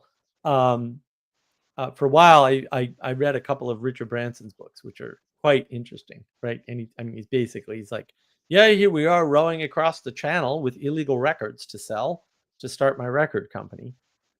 Like, wait, what? Excuse me? Like, what did you do? Right? It's like that's how you launched your multi-billion-dollar empire, huh? Like, yes, piracy. The answer was piracy. For more on piracy, watch tomorrow's live stream at 7 p.m. Eastern on navigating patterns. It'll be there. We're going to talk about networks, by the way. But yeah, I mean, not being stuck is about making risk assessments, and you should be able to make risk assessments about not only breaking patterns but following one pattern as opposed to another pattern, right? And being able to make those decisions is super important. And I think Nassim Taleb in particular is really good at this. Read all his books; they're great. Actually, his Twitter's improved quite a bit lately too. He's back to teaching. Thank God. Thank goodness. All these teacher types, when they're teaching, they do much better than when they're talking about politics. I'm looking at you, Dr. Peterson. You and your stupid ARC thing. When you're able to engage with risk, understand that your decision making is about risk and not about outcomes, but about risk of change and making a change. Then you're better able to unstuck yourself if you're stuck and recognize your stuckness. But also, I think again, like really engaging with other people. And like one of the rules of thumb, I'll sort of give away a trick here, right? If I ask somebody why and they get defensive, I'm not going to be able to help that person. Now, somebody else may be able to, and may have the skills to, like whatever. I know I'm not going to be able to help them, so I move on. So, like, if you've seen that before, I might keep trying, by the way, but like, I'm not going to bring them into the next stage, right? If you get upset when I ask you a why question, and maybe I could help them, and I'm just too lazy to employ the right tools or something. That might be a fair assessment because I'm pretty lazy sometimes about certain things. But like, yeah, I ditch those people pretty quick, right? Because I'm like, yeah, you're stuck, right? If you can't engage with a why question and just answer the why question at all, like if you can't even get to the point where you're maybe upset about the why question, but you recognize you don't have an answer to the why question, I'm not going to waste more time on you. At least not in that. Again, I might try again later, but I'm not going to waste a lot of time on those people because I don't think it's fruitful. So your ability to do that, I think is important. But so are there any other things sort of outside of you that have given you a hint as to whether or not you were stuck or whether or not you might be stuck or might want to investigate stuckness?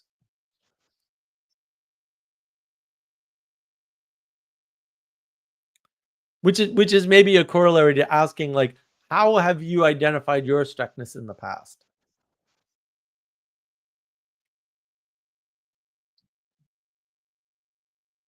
Besides other people, other helpful people, and sort of information or stories or things like that seem disruptive, like inconsistent with the stuckness that I have in my head. Besides that, I'm not sure whether I can. I think there's a question in there about whether you can kind of self-diagnose, Mm. and I don't think you can. Yeah, yeah, to a large extent, although I would agree that inconsistencies and paying attention to inconsistencies is really important to how to recognize if you're stuck, right?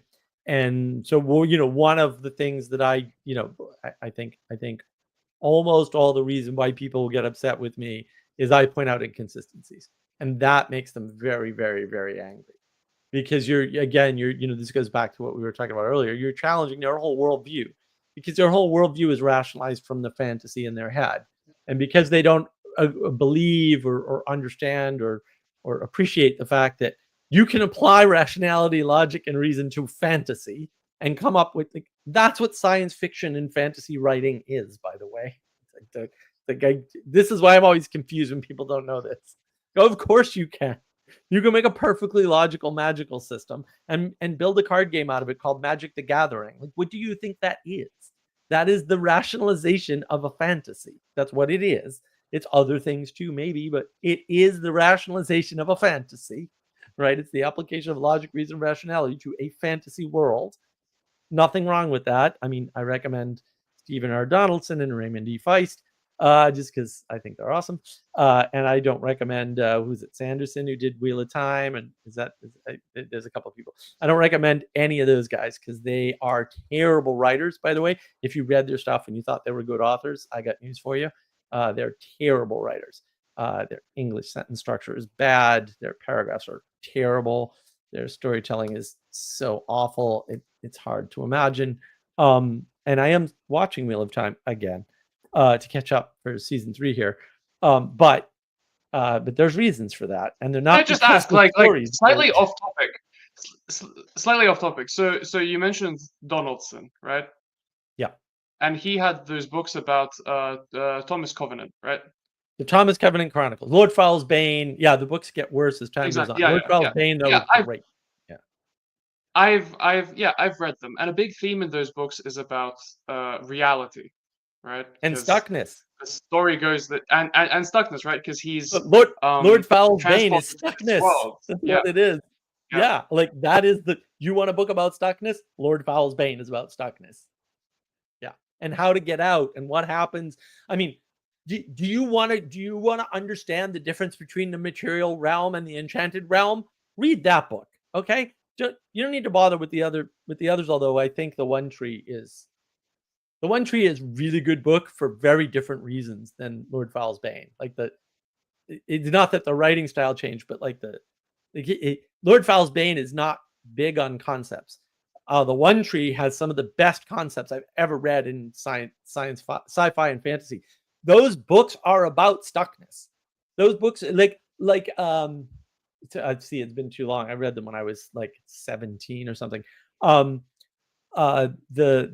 giant race there that sails the seas, the seafarers. That's good stuckness. There's no question about it. That's good stuckness. That's why you read the One Tree, because that actually comes out in the One Tree. But you could probably skip the other. I mean, I had to read the first 6 because I had to, but I tried to read the 3 new ones, by the way, and that didn't work. But like to a large extent, and partly the reason I brought it up, the quest for sci-fi and fantasy is the acknowledgement of that we need to escape some pattern that we feel is stuckness. And so engaging in sci-fi and fantasy can, in a way, if it's good sci-fi and fantasy, which again, Wheel of Time is garbage and Harry Potter is complete trash, it can give you a sense for what stuckness is and what stuckness isn't.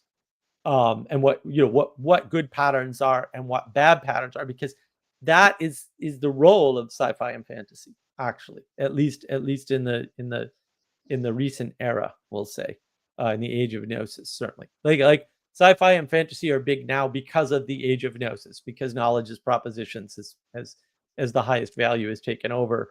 And so where do you escape to? Oh, you escape to sci-fi and fantasy. Of course you do. Like this is, of course, like How else would it be, right? And I know some people will puzzle over that or object to the ease at which I come to that conclusion, but also I'm not wrong. So you might want to reconsider your complicated view of the world because none of this is hard.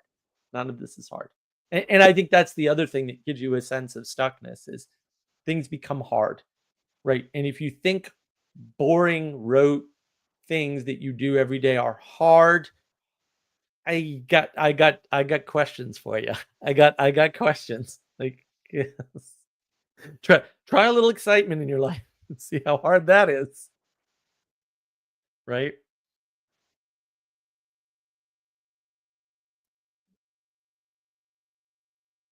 So yeah, I didn't realize you read Thomas Covenant Chronicles. I don't.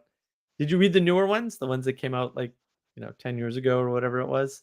No, I think I only read the first six. I have two like trilogy books. Yeah. Yeah, they were given to me by my uncle actually. Oh. Because I think he and my dad read them when they were like teenagers. Hmm. So yeah, it was the books. They are quite shocking and upsetting, and Oh yeah. Oh Lord Fowl's they Bane just really punches you broke right my away. yeah Yeah. yeah yeah Yeah, it's exactly. hard. It's And actually and a and harsh and, book. and it makes you it messes you in a world that's very broken actually, uh and very Right. hopeless, Yes. and you don't understand what's going on, right? It like all the themes of just a broken marriage and a disease that like leprosy that it's explained in the book. Like leprosy is the big disease that's ruined his life, and it's totally mysterious how he got it. Well, kind of mysterious, but Yeah. it's also it's inherently a mysterious disease because nobody understands how it works, at least Right. in the books. To So this day. But yes. to this day. Yeah. No, it's still a mysterious disease, right?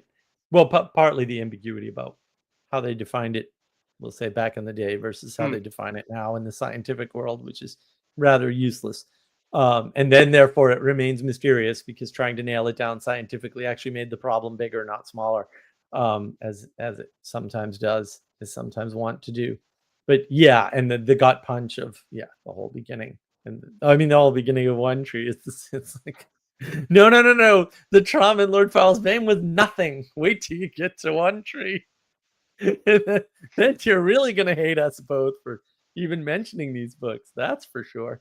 And it's right in the beginning too. It's just yeah. But you're right. I mean, it is the broken world, and that's why that's why they're popular, right? You want to escape from the age of gnosis, from the rationality, from the stuckness that you've put yourself in as a result of rationalizing the world and basically treating it like a video game.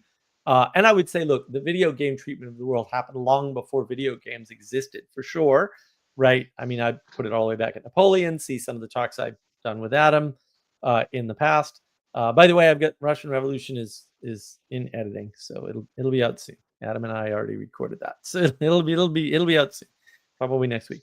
But yeah, see those history videos if you want to sort of understand more where the video game mentality comes from. Just video games is sort of the perfection of that way of thinking, where you have a very closed world and it's very certain and it's all down to probability and statistics. And that is the big problem. And yes, Sally, I have to read Anthem. I gotta find out if I have a copy first. I'm not gonna buy another copy if I have one. Uh, Sal.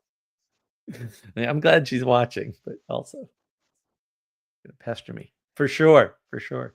So yeah, I mean, so I would argue, Gustavs, that reading those books really helped you to be able to recognize Stuckness because the Thomas Covenant Chronicles in particular is really, I mean, it's in Feist's Magician Apprentice, Magician Master too, because you got to read all of Feist stuff because he's very consistent and his stuff is fantastic. But um, yeah, I mean that is those stories in particular are about stuckness, not just escaping the age of gnosis, but they are about the contrasting the stuckness.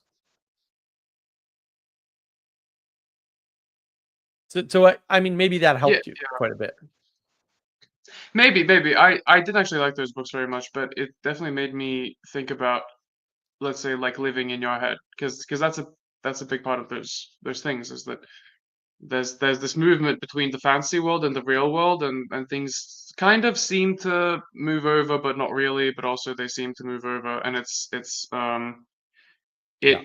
it makes you think about like projection and things like that, where things in your head kind of manifest, but then like they're not really there, and that kind of stuff. Yeah, it's very much the curtain between materiality and ethereality, right? Or the material world and the spiritual world. Especially Thomas Covenant Chronicles is very much that. Hmm. All that shows up with Vice too, but in a very different way actually, because there's only so many themes you can do. But yeah, it gets super interesting because what Feist does is he has two magical systems, and that resonated with me so much when I was young. It was really interesting, um, and that's important to recognizing stuckness is like there's more than one way to do the same thing. There's more than one way to do magic in our world, right? And you can combine the two magic types as it turns out later in the books. And that's actually, turns out to be really important to the story, right? And when you can put you so it's a double contrast, right? When you can put yourself in those books, unhealthily by reading them continuously for days until you get to the end, as some crazy people are prone to do. Um, Maybe me when I was younger, or last week, and probably tomorrow. It's like, but it's also in the books, but it's also in your interaction with the books. And again, that your perception of stuckness is tied up in something external to you. And the minute you don't realize that, everything's stuckness. And then you're hopeless and depressed. And you don't, there's no reason for that. Like you live in a miraculous world. Don't be hopeless and depressed. There's no, you don't need to be.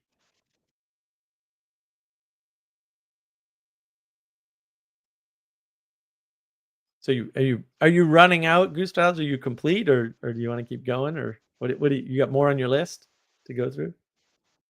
I'm happy to keep going, but I don't have anything more on my list, and Oh, I'm okay. struggling to come up with something on the fly.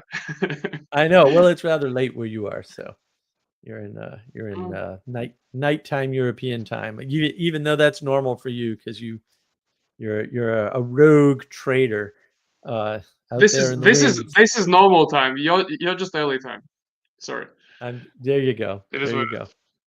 It is what it is. Yeah. Yeah, no, I mean, I think it's worth winding down there with some book recommendations and and sort of what we've, the ground that we've covered. Because I think it was useful ground to, and I appreciate you doing this, by the way. It's really, really kind of you to donate your time to this and sort of help people by talking about, your sort of experience and what you've seen in the world. Because these things always resonate better with sort of personal experience and stories and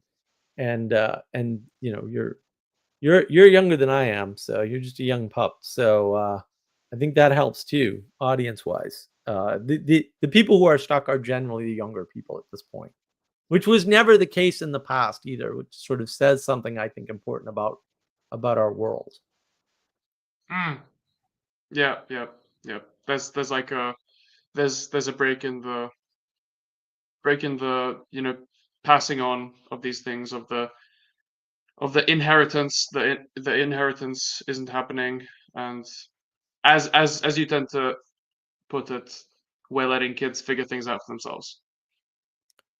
Right, right. Well, and to some extent, kids are refusing lessons, right? It's because when the rejection of hierarchy and the sort of the equality doctrine, people are like, "No, I'm not listening to you. I'm going to learn it on my own." And it's like, well, I mean, maybe you even can do that, but like, it's just going to waste a lot of your time doing that when somebody could just give you the answer.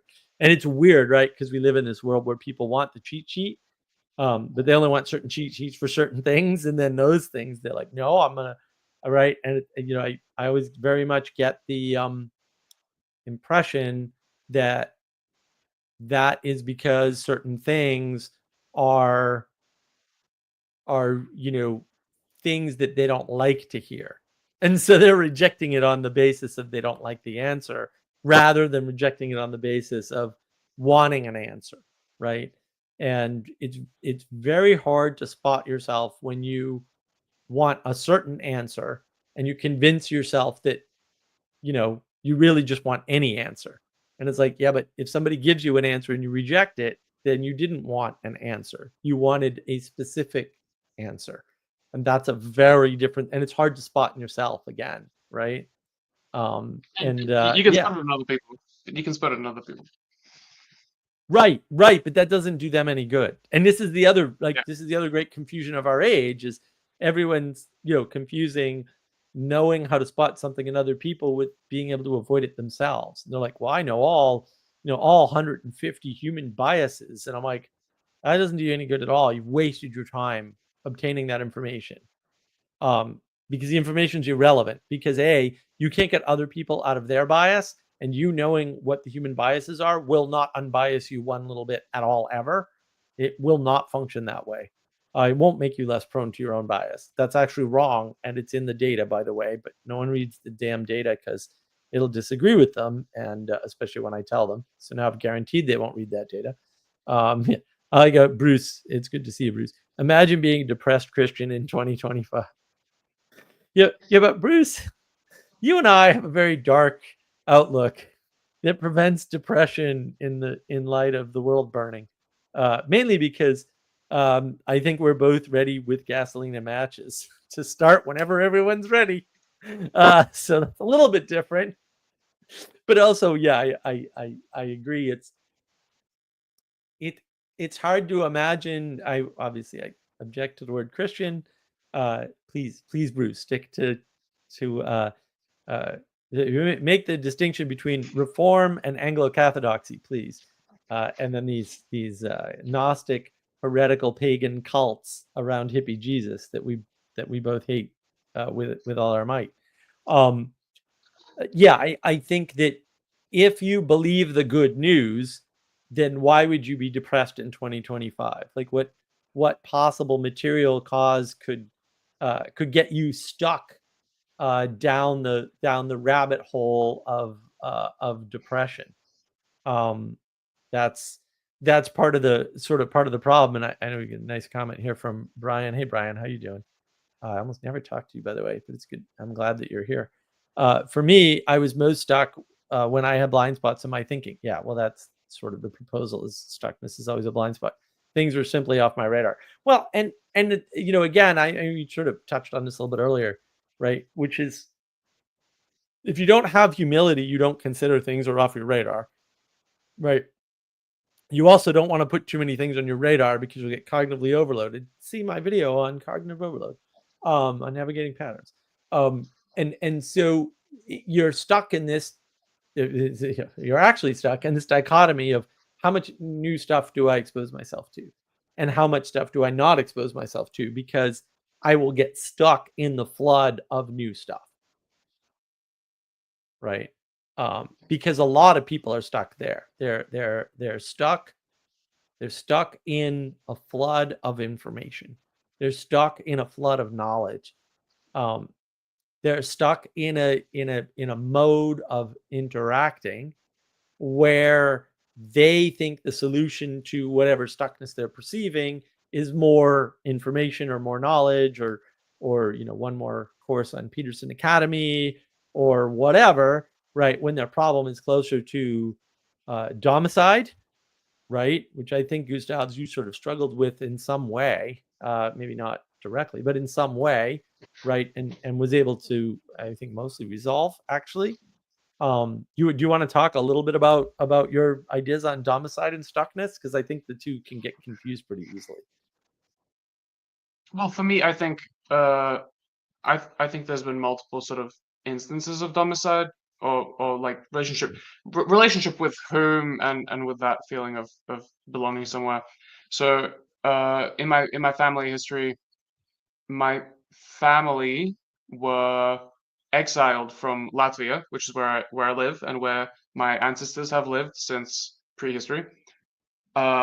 they were exiled from Latvia because of communists, and they went to Australia actually, and that's kind of where a couple of generations, like two generations, grew up. And then there's this whole story of how in my childhood we actually also, my family left Latvia again to go to live in Australia for a bit, and then the feeling of like not belonging, of being in this um this hybrid, I guess, a little bit of a hybrid for a while, was really difficult, and it stopped me from properly fitting in anywhere where I was, either in Latvia, because no, either in Australia as a child, because my first language was Latvian, and honestly, I wasn't like loyal to Australia in some way, you know? I'm like, Right. no, Latvia is my place and my people, and I'm not like you people in some way. Like, I have my people back home, which is Latvia. And moving back to Latvia again, there was some difficulty with that. But that got solved, I think, with time and with just shared experience and so on. I wasn't that old when we moved back. I went through adolescence, puberty, that kind of stuff in Latvia. You know, there's stuff that happens with like accents that's really important around that time. And you know, I'm pretty much as grounded here as I think I can be anywhere. Mhm. But Mhm. a big instance in my life was when I went to study in England, and that totally tore me apart in so many ways, because I left my home in many ways, and went into this place where I wasn't able to reestablish myself, and I realized that it was actually I was kind of throwing my life away, because Mm. I was trying to live in a place where nobody nobody loved me in a way, like there was no No care. appreciation. No care, exactly. Yeah, no care. There was no care. I was a cog in a machine, and I Mm. was living in between other cogs, and I could see that, because I Mm. because I knew what it was like to be cared for and valued back home. And I just realized, like I'm I'm I'm I'm going back home. And so I came back home, but it wasn't the same, because I had uprooted myself, and I, through the last couple of years since I've returned back home, in some way I've been stumbling through the old spots where I used to be. I was a teacher in my old school. I loved school. School was like a second home to me. I spent so Mhm. much time there, and it was great. And I went back to being a teacher there, but not the same. And you can't step in that same river twice. And just lots of other sort of experiences, places, communities, churches that I used to go through. And I think I think something you said has really helped over the last couple months, which is that uh, you know, the biggest betrayal. Well, maybe now I'm paraphrasing, right? This is kind of what I've kept to myself, but that the biggest domicile and betrayal that happens is that when you betray yourself and your values, and Mm. that to be s- not in that domicile, you kind of just have to hold tight to your values. And I think that's been helpful, and it's also helped me reframe, reasons why I went through some sort of domicile in the past. And putting it that way, it's like, yeah, I can admit that I I betrayed myself, and I can't change that, but I can improve on that, or something along It those lines. Yeah, accept it and integrate it, right? And then, like, if you don't accept something, you can't be forgiven for it, right? Because like, you have to forgive yourself, right, at some point. And you can't do that if you don't accept it. You transgressed, right? And it won't integrate. You have to integrate with your personality. Like, I am the type of person that will betray myself. That's you can disagree with that if you want, and I'll just say alcoholism, drug addiction, like, I mean, we could go on. We could go on, right? Cheating on your wife, cheating on your husband. Right? Like this goes on forever, Well, guys. Like you and can't. those are not only ways in which you betray yourself, those are also ways in which you cope with betraying yourself. Yes. And Yeah. they're just that's the narrowing, that's the reciprocal narrowing and the addiction. Right. Once you sort of break open and betray yourself in one way, betraying yourself in those ways is very common.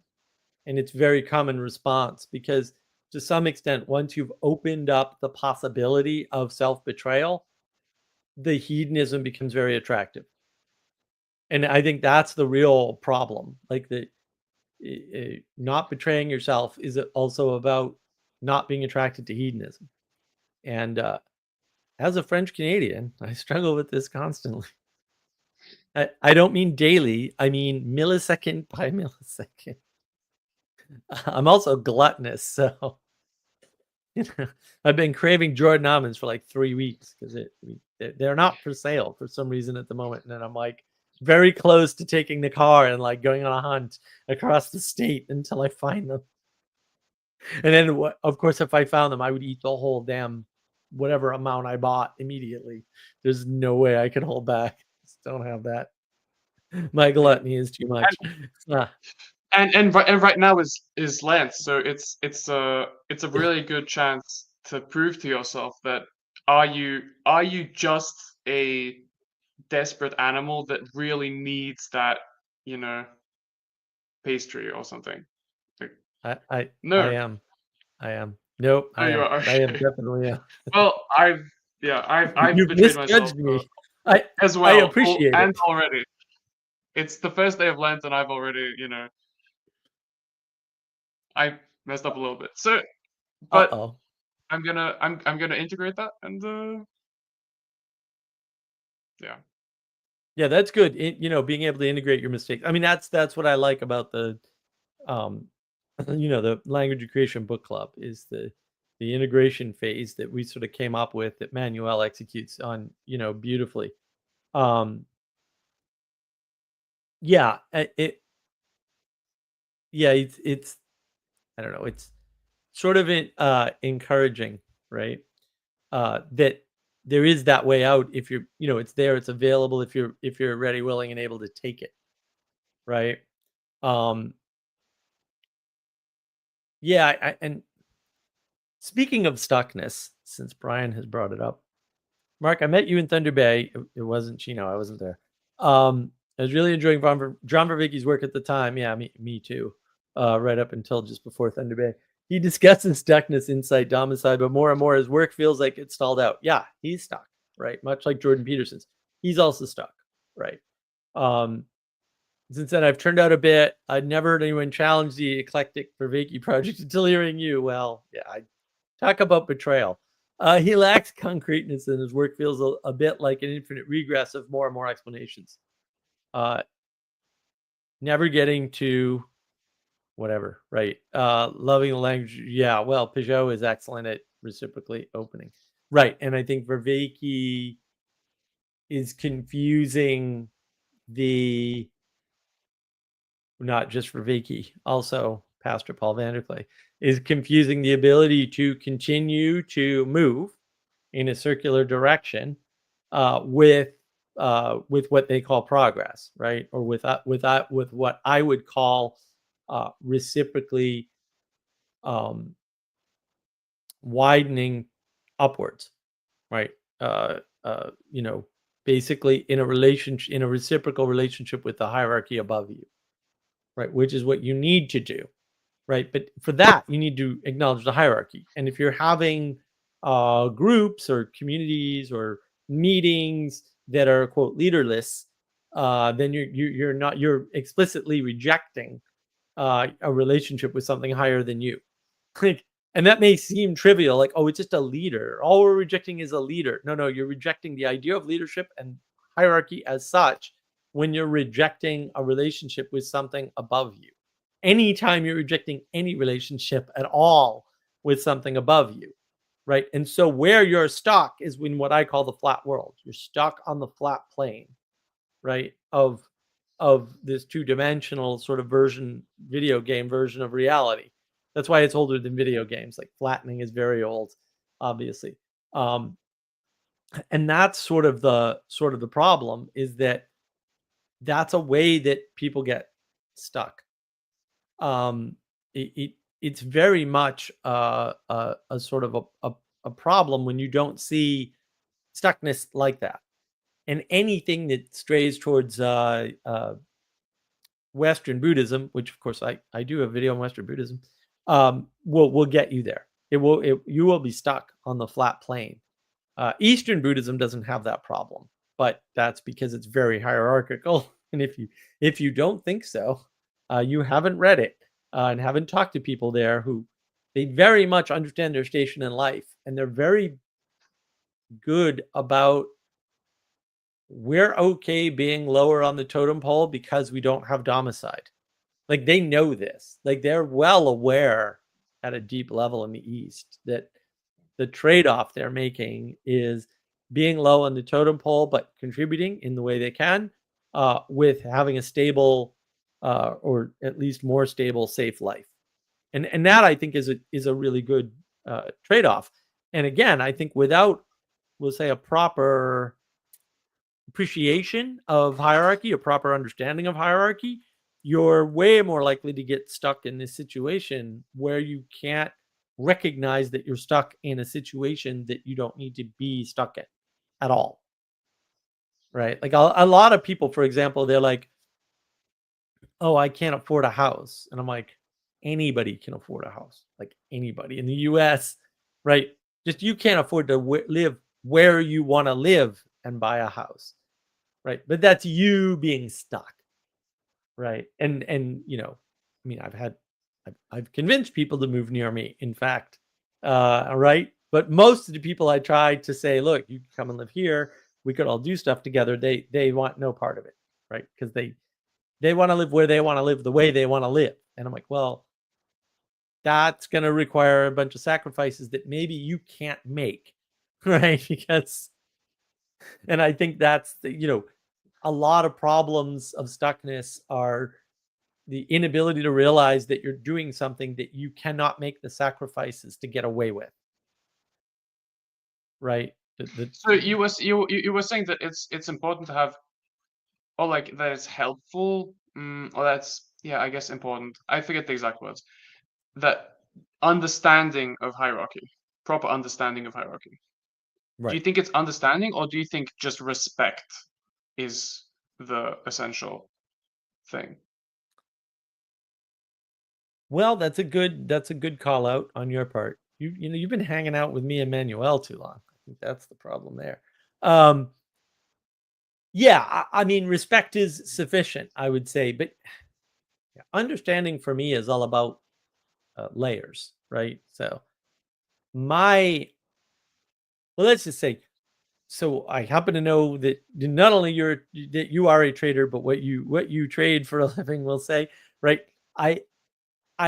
The understanding I have of what you do is not your understanding, obviously. Like I could not do your job at all.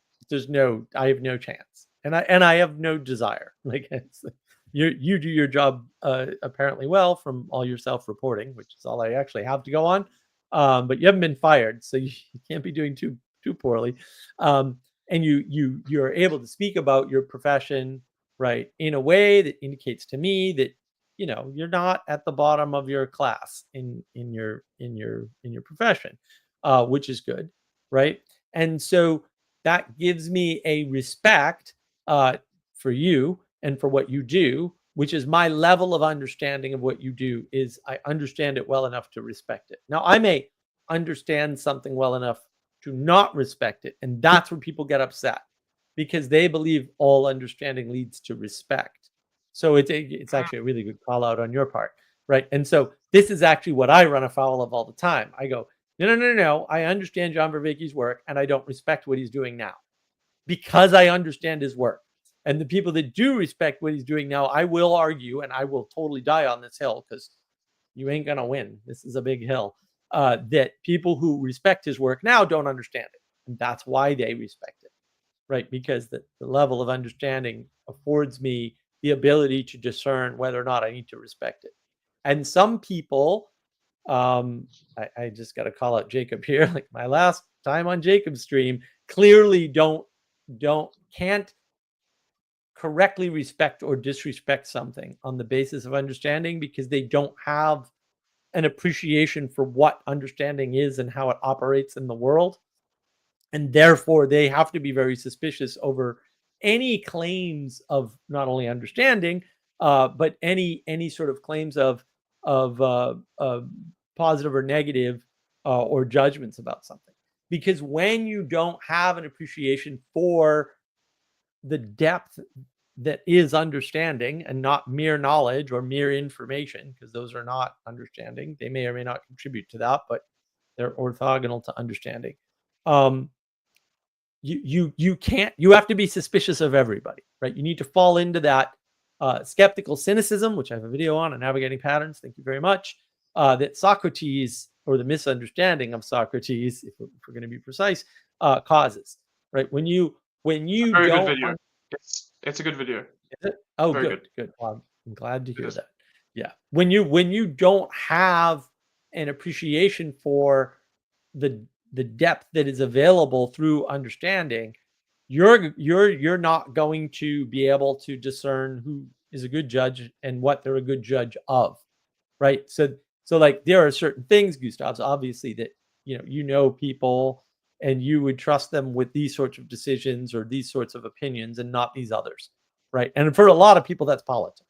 Like there's a lot of people talking about politics, and I'm like, I don't respect anything you say about politics. It's like I can tell that your understanding of politics is zero or negative, right? Whereas if my good friend Bruce here, I'll read this in a minute, Bruce. If my good friend Bruce here tells me anything about the U.S. religious history, for example, I'm just going to take his word for it. Like it's like his understanding of that particular topic is far beyond anything that I'm going to have. Bruce, some people think that work, because it is work, is somehow respectful, regardless of the work's utility.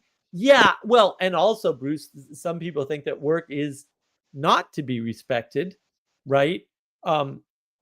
Because it's arbitrary and it's banal and boring, and you shouldn't have to have it. And then they simultaneously get upset about AI taking their jobs, and I'm like, I think you're a little confused.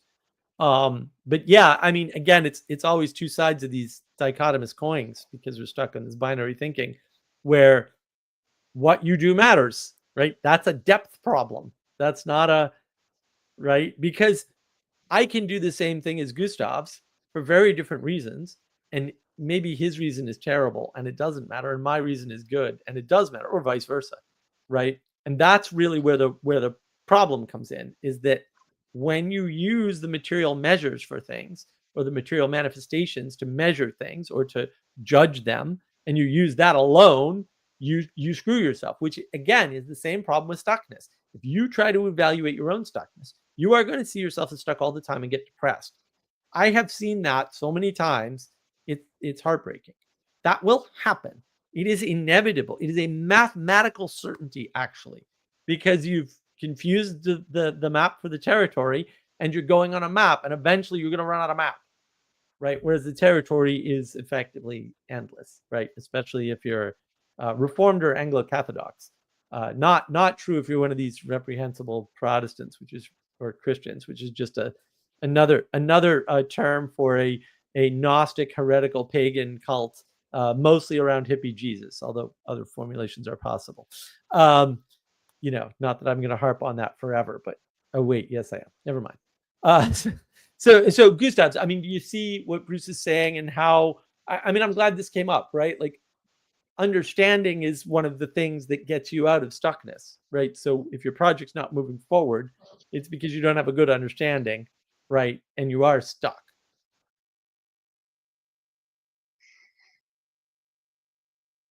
Yeah. I see it. I kind of view understanding as being able to contain something in your head, more or less, or something along those lines, or like a model of it in your head. Well, see, So Yeah, and I was going more with the appreciation, right? Like again, I I have enough of an understanding of what you do for work to respect your work and respect you as a good worker.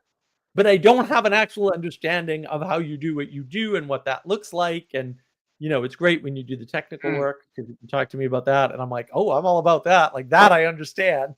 Right. I mm. don't understand how it interfaces with your job necessarily. Same with Yeah, Adam, right?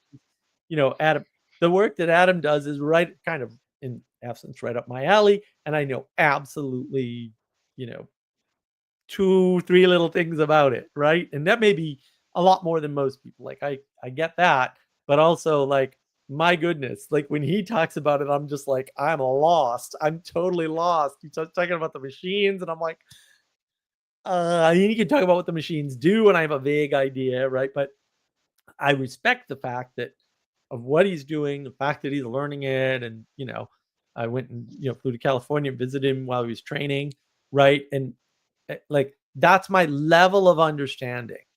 My level of understanding is enough to give me an appreciation and a respect, but like my level of understanding of other projects, for example, like my level of understanding of Vervaeke's project, no respect, none, zero zip, right? And I have some respect for some of Peterson's work, but it, Peterson Academy, are you kidding me?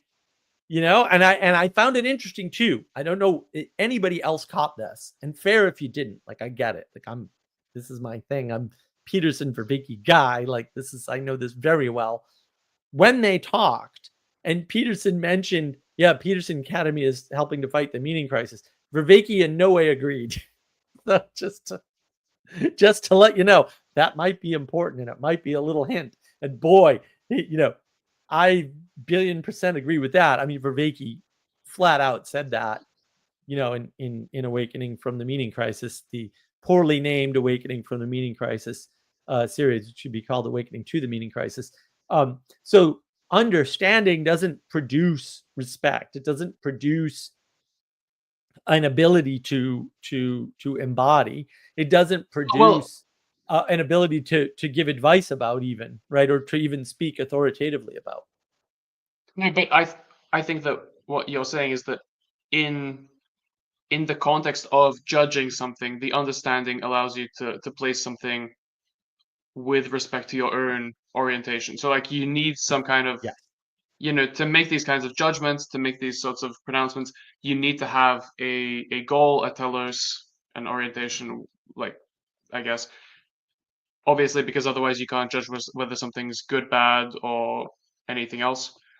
And the understanding is just, you have a taste of it, you have a look at it, you have a feel of it, you get what it's doing, and then you can make that judgment. Yeah, exactly. Yeah, that's very well said, Brian. Wow, you ran out of map. What a statement. Yeah, Brian. We talk about closed worlds, and jump on the Mark of Wisdom Discord server. You'll hear a lot more of stuff like that. Closed worlds is the big. Closed worlds is our big. Like that's closed worlds explains a bunch of stuff. Like it's such a good model. One day I'll do videos on closed worlds. It's just I think I need to lay a little bit more groundwork on the channel before I do that, because I like to have all the references. And yeah, I don't reference outside my own work. I understand that, but also too bad. RJ, the way people use understanding, the word understanding sucks. Try, could I apply it successfully? Well, understanding is how it relates to me, as I think Gustavs eloquently put. Like understanding is how it relates to you, and how well and how well can you relate to it. So again, I'm not going to take up his profession. I mean, you can do what he does in the United States. I could theoretically at least get a job doing what he does, but I would not do that because I don't think my relationship to it would be good enough to be as good at it as I want to be. Right. And that's not even to say as good as him, because I'm not even like, no, that's not going to happen for sure. Right. Like, I mean, my brain's just full. So like, I can't keep stuffing new worlds into it. Uh, you know, I'm old and tired. It's another way to say it. Don't get old, Gustavs. That's still my recommendation to No. everybody. No one ever follows that advice, by the way, but I still give it.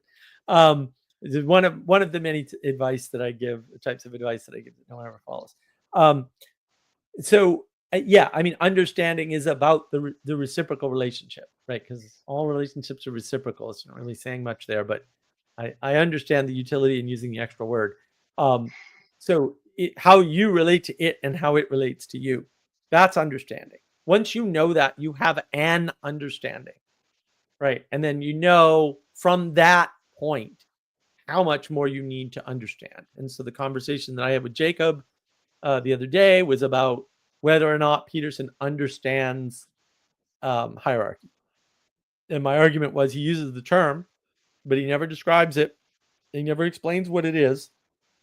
He just points at it and says it exists, right? And then he refuses explicitly to instantiate a hierarchy, right? He refuses flat out. I don't want to lead anybody. Okay, dude. Leadership is an aspect of hierarchy. So you don't want to participate in the hierarchy. Do you understand hierarchy? Because I don't think you do. Because on the one hand, you're describing hierarchy as not optional. And on the other hand, you're saying, I want to pick where I am in the hierarchy. And then given what he's doing, in that he has followers, I don't think saying I don't want to be a leader is an option in a hierarchical system. And so if hierarchies are older than trees and not optional, and you have followers, I would say it's your responsibility to either be the leader or be the authority to a leader, but interact in that way. And if you're not doing that, your understanding of the hierarchy is non-existent. And that's why that was a big deal. That conversation to me was a big deal. It was also a huge disappointment. And I was utterly stunned. I'm still sort of in shock. I've been whining about it on the Discord for days now. Like, it just caught me off guard, and I don't understand how anybody can't understand understanding. And I thought my examples were excellent, and everyone was like, no, it's not you. Your examples are really good. So we're all sort of Mark. Why are you assuming that he doesn't understand hierarchy? Peterson doesn't understand hierarchy because he's not willing to be part of the hierarchy that he's already established. But that's different, right? Like, No, he might just it's be not bad. different. No. Because understanding is the relationship you have to the thing, and the thing's relationship to you. So he's the one that states this, right? He says, right, hierarchy is basically part of the world, and it's not, and like it's not something you can dispense with. You can't dispense with hierarchy. Okay, what is your relationship with the thing you cannot dispense with? Well, I don't want to lead, but you have followers. So there's no option for you not to lead or be an authority to a leader that you designate, right? And have followers at the same time. That is not a possible configuration, right? And this is why there's confusion, right? Everybody says, like, and they do say this, like, I've heard this for years, right? If Peterson would just go to church, that would cause a bunch of people to follow him, right? Or other people would realize, right? That's absolutely 1,000,000,000% not true, right? And B, even if it was true, he's not willing to make that connection to his followers. He's putting his followers out into the world without a next step. And this is actually where Pastor Paul's completely 1,000,000,000% correct. From the word go, right? Peterson's kind of like an escalator, bringing them up to a point, but then there's nothing at the top, right? There's nothing there to catch him, right? And Pastor Paul used to say that's part of his project, and I agree that should be part of, we'll say, every church's project, and every, we'll say, religious believer's project, is to help catch people who get at the top of the Peterson escalator. I agree. That's my project too. I just think we have better systems for that than everybody else. And if we had the audience, maybe that would help more people. I don't know, but I don't really care. I'm just happy with all the people we have helped, so it's whatever, right? But Mark, I'm still stuck on this point. So you're prescribing a sort of set you're prescribing an outcome, which is that Peterson would be leading the hierarchy if he understood the hierarchy. Is that No, I'm not no? prescribing anything. I'm observing that Mhm. if you believe hierarchy is non-optional and you have followers, you either become an authority to those followers and point to a leader, or become the leader of those followers. And we can argue about, we'll say, the But deliberateness Peterson of isn't doing having that, followers. right? That's the thing. He's not doing either of those things, Yeah. but he still So has followers.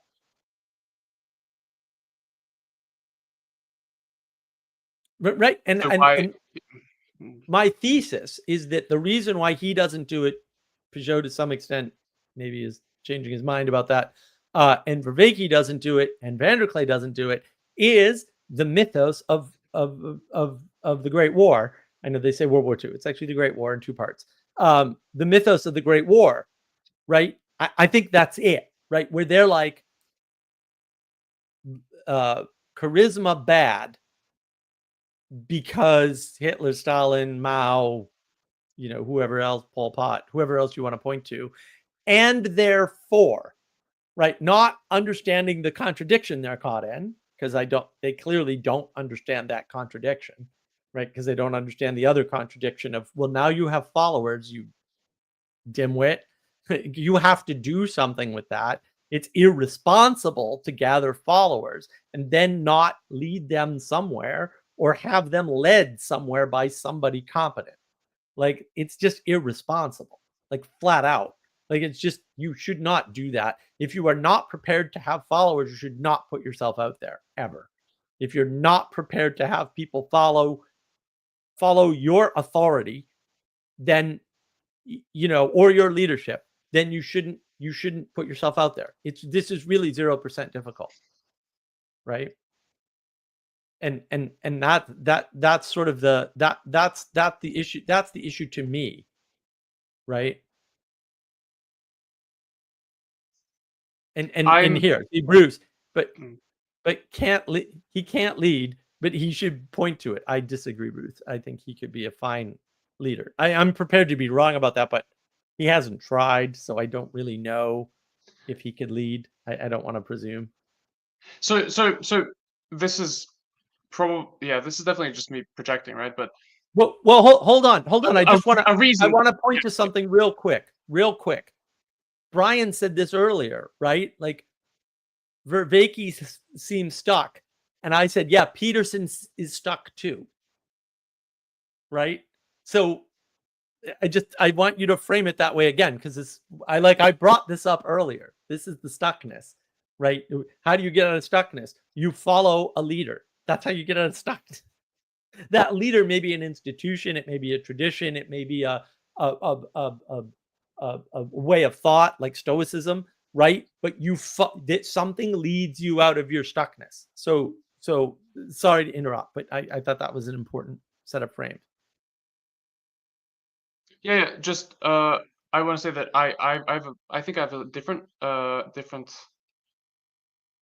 what do you say, intuition or something, like a different perspective on why there's maybe a lack of leadership. And Mhm. this is, I think, projection as well, is that when they're doing a lot of the thinky talky things, a lot of it, and a lot of thinking, and that that's, it's kind of, even though they're thinking maybe in the right direction, it's still this pattern of doing the thinking, and then thinking that the result, the ideas, the words will, the the work will just happen. Whereas if Mhm. they become Mhm. leaders, Right. there's no energy, time, and attention left for that anymore. They will be 100% devoted to just dealing with stubborn underlings Right. and the day to Right. day, just milking the cow. and there's no more space for developing new ideas and for sandpapering them smooth, and you've just got to take the idea that you have and then hold on to that, and it's maybe insufficient, and that's a big thing. I agree. That's why they're doing it. They're doing it because they're perfectionists and they want an answer with a certain level of certainty, with a high level of certainty before they engage in taking an action in the world. And I think that's 100% true. And then when they do take actions, because to be fair to Peterson, he did set up, was it ThinkSpot and he's involved in a few other projects, and they failed to some extent, or they didn't have the result he expected, right? And so he feels like that is a function of not knowing enough about what you're doing before taking an action. Okay, I'm here to tell you, as somebody who has started 14 businesses, right? Almost all of which have been complete failures. Some of which were not my businesses, right? I was in on the ground floor and helping people because I thought maybe they had things that I lacked or were going to actually succeed, right, with my help. That is not how that works. That is not ever how that has ever worked. You can read the autobiographies of these successful people. They will tell you this. There's no forbidden or hidden knowledge here. Like, they will tell you, like, oh, no, you have to just dive in and do it and learn that way. Like, you have to. You can't go in it with the statistical certainty numbers and do it that way, because the people that do that get wiped out. And that's where Nassim Taleb is great. He talks about this all the time. Like, no, you're going to get wiped out. Like, you play that game, you're going to get play stupid games, win stupid prizes, right? And if you didn't, you got lucky, right? And he's got a great story about did you read his stuff, Gustav Taleb stuff? I've read a couple of his books, like Black Swan and things like that. Do you remember the story of the guy who sold green lumber? No. Yeah, he was a trader. He was a commodities trader who traded green lumber, and he made a fortune, like tens of millions of dollars or something, in green lumber. And the thing about that was, he did not know what green lumber was. He thought it was lumber painted green. Now, this is extremely funny to me because I actually happen to know what green lumber is, because I've done some tree cutting in my time and done some wood burning in my time, and so I know that green lumber is basically lumber that hasn't been left out for a year and cured up, right? So I thought that was hysterical. So the guy had no understanding whatsoever of the product that he was making a fortune off of, but that wasn't required to make a fortune off of it. And this is why people get confused when we'll say people that don't have a good education make a lot of money, right? In spite of, like, the US is the test case for this. You look at the US, and half of the self-made millionaires didn't graduate from high school. They may have gotten a GED, but they didn't graduate from high school. And like 3/4 of them don't have a college degree. And if you don't understand the significance of that data, you have no understanding of the world, and you really can't, like, you shouldn't be doing things in business. You're way down on the hierarchy. Fair enough. We need people way down on the hierarchy. We need more of them, right? We need more people at the bottom than the top by definition in a hierarchy. Sorry, it's just the way it is.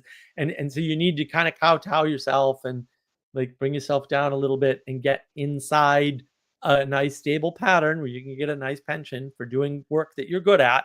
Because you're not going to be good at starting a business, that's for sure, if you don't understand the significance of what those figures are everywhere. They've been there all along. This is something I've actually studied my whole life, having started 14 businesses now, 5 startups in the past 5 years, actually. What a waste of time that was. So when people don't have an understanding of things, they get stuck, right? And the understanding is that reciprocal relationship between how you relate to it and how it's related to you. And it is related to you. You can't change how it's related to you. That's not a thing you can do. It's bigger than you. It's outside of you. You have very little control of things outside of you. That's why Stoicism works so well. Because Stoicism says focus on the thing you have the most control over, which is you. Good evening, Tom. I'm glad you were able to join us. I've missed you, by the way, sir. So hope to see you jump in on the Discord at some point soon. But I know you're busy, so Just do your family thing. Don't worry about us. We'll be fine. Yeah. And then what does Bruce say here? Bruce says, you have to start doing. You can't wait to acquire knowledge, right? When the knowledge is only acquired by doing, right? True knowledge is only acquired through action. And they want to have discussions and conversations. This is why I keep telling people, conversations makes everything worse for real. And it will do so mathematically. And so I'm not saying zero conversation, but past a certain point, conversation actually degrades everything. It degrades you, it degrades the person you're talking to, it degrades the idea of agreement. And again, that last conversation I had with Jacob on his live stream exemplified that perfectly, which was just funny to me because I'm like, Jacob, you're proving my point. And he didn't understand that, which was even funnier given that the discussion was about understanding. So you want stuck, there's stuck. And Manuel commented on that video too and basically said, you're stuck. You didn't say it that way, but also, yeah. And some people, say don't understand Peterson's stuckness. I mean, RJ seems to, right? RJ Peterson is so clearly stuck, but on what is unclear at times. Yeah, I mean, I think he's stuck on thinking and thinking and thinking. They aren't thinking, they're ruminating. I would argue the other way around. I don't think they're ruminating. I think they're thinking. And they're not acquiring knowledge or obtaining knowledge or creating knowledge or imbibing knowledge, right? They're throwing around propositions and gathering information. And past a certain point, you're just flooding yourself with information. And the more information you have, the more connections you can make. Unfortunately, not all connections are valid or good, right? In fact, most of them are invalid and bad at the same time. And so this is sort of the curse of the artist. Looking at you, Sally. I can see to South Dakota right now from here, even though I'm looking north. Yeah, artists will overconnect things, and that often gets them to the point where they don't do art anymore, right? Or they do art and it's only good. We'll say it only signals to them. It doesn't signal to the rest of the world. And so finding that balance is very difficult. I think it's something Sally's done brilliantly. If you don't believe me, visit the markofwisdom.org shop.markofwisdom.org. And check out our art and buy some because we have awesome art. You can get a dog-headed book there, although we haven't done the official announcement. They are available for sale as long as you don't live outside the United States, but I'll fix that someday. Don't try to do shipping outside the United States. It's not worth it. You cut a leg off instead or something. It's a better bet. But yeah, I mean, that's stuckness for you, right? Stuckness is not being able to engage with hierarchy. Like I think anytime you don't understand where you are in the hierarchy, you're stuck, right? Because you're either too far up, too far down, or you're not relating correctly to where you're at. So even if you're in the right place, you maybe you're depressed, like maybe you feel like you shouldn't be there or something, right? Or you feel like where you are is not doing anything. I mean, this in some sense was the brilliance of Mike Rowe's Dirty Jobs show, which was just great. I don't know if you've ever seen that, Gustavs. It's quite a good show. It's about people doing all the normal day-to-day jobs, like working at a sewage plant or doing fixing electric lines or whatever nonsense that's being done all the time to keep the world running so that I have internet, for which I'm eternally grateful. Internet and working plumbing. Thank you very much. Right. So when people don't have that appreciation for that, they feel like their job's not, because it's not glamorous or whatever. I don't know. It's not novel, right? Some people think I don't have a novel job, so I'm stuck. And it's like, no, you're right where you belong. And thank goodness, because the rest of us would be worse off. Like, plumbers have saved more lives than doctors, as Dr. Peterson says, right? But then, and this came out beautifully in a talk that Peugeot gave. I forget, it was recent. It was on some other channel though, and he basically was asked to talk about like his most interesting moment with Peterson or whatever. And right there at an Orthodox service, in the middle of an Orthodox service, and Peterson's typing away on his phone, and Peugeot's kind of like uncomfortable, like, we're supposed to be in the service doing the thing, right? And at one point, Peterson sort of interrupts Peugeot and says, like, check this out. And he was writing something about participation while not participating in an event. And he was just like, that's Peterson. That's stuckness. He's not relating in the hierarchy to the thing that he's physically attending in the moment. Does this make a little bit more sense, or do you have some more pushback, or what do you got? I don't know. It makes perfect sense. Yeah. Yes. I think he was writing something about like the importance of paying attention to like what's happening, which is like it's hysterical. Right. It's No, he was right. He was writing, but not only that, the importance of participating and paying attention to your participation. Yeah. It was as bad as it gets. It would, and Peugeot sort of chuckles and laughs about it. He's like, that's who he is. Like, that's the kind of mind he has. And I think that's also why he's stuck, right? Because he's not at the point to take the step of either being an authority and pointing to a leader or leading himself. Of course, Bruce, being an excellent reformed person, admitted that he also doesn't know if he's going to make a good leader, and he's open to being wrong about that. So yeah, I have no idea. I suspect he might be able to do it, but it's always hard to tell. But he's not doing it. Instead, he's thinking more about the problem, and it's eventually, again, against my personal advice, he's getting older, and that means he's eventually going to die. See why I give such good advice? I tell people don't get older, and they don't listen. They don't follow my advice. Then you're gonna die, dude. Like, what do you want me to do? I tried. No. I tried. I'll- I tried, I'll- Gustavs. I'll be the one to do it. I'll succeed Excellent. where you'll fail. Thank you. I appreciate that. So then all that thinking will be gone, right? Because it won't have manifested in the world. Now, a bunch of people will do a bunch of things with what comes out of his work, but most of those things will be bad or will be turned to the bad over time. And that's the problem that I have about putting things in the world.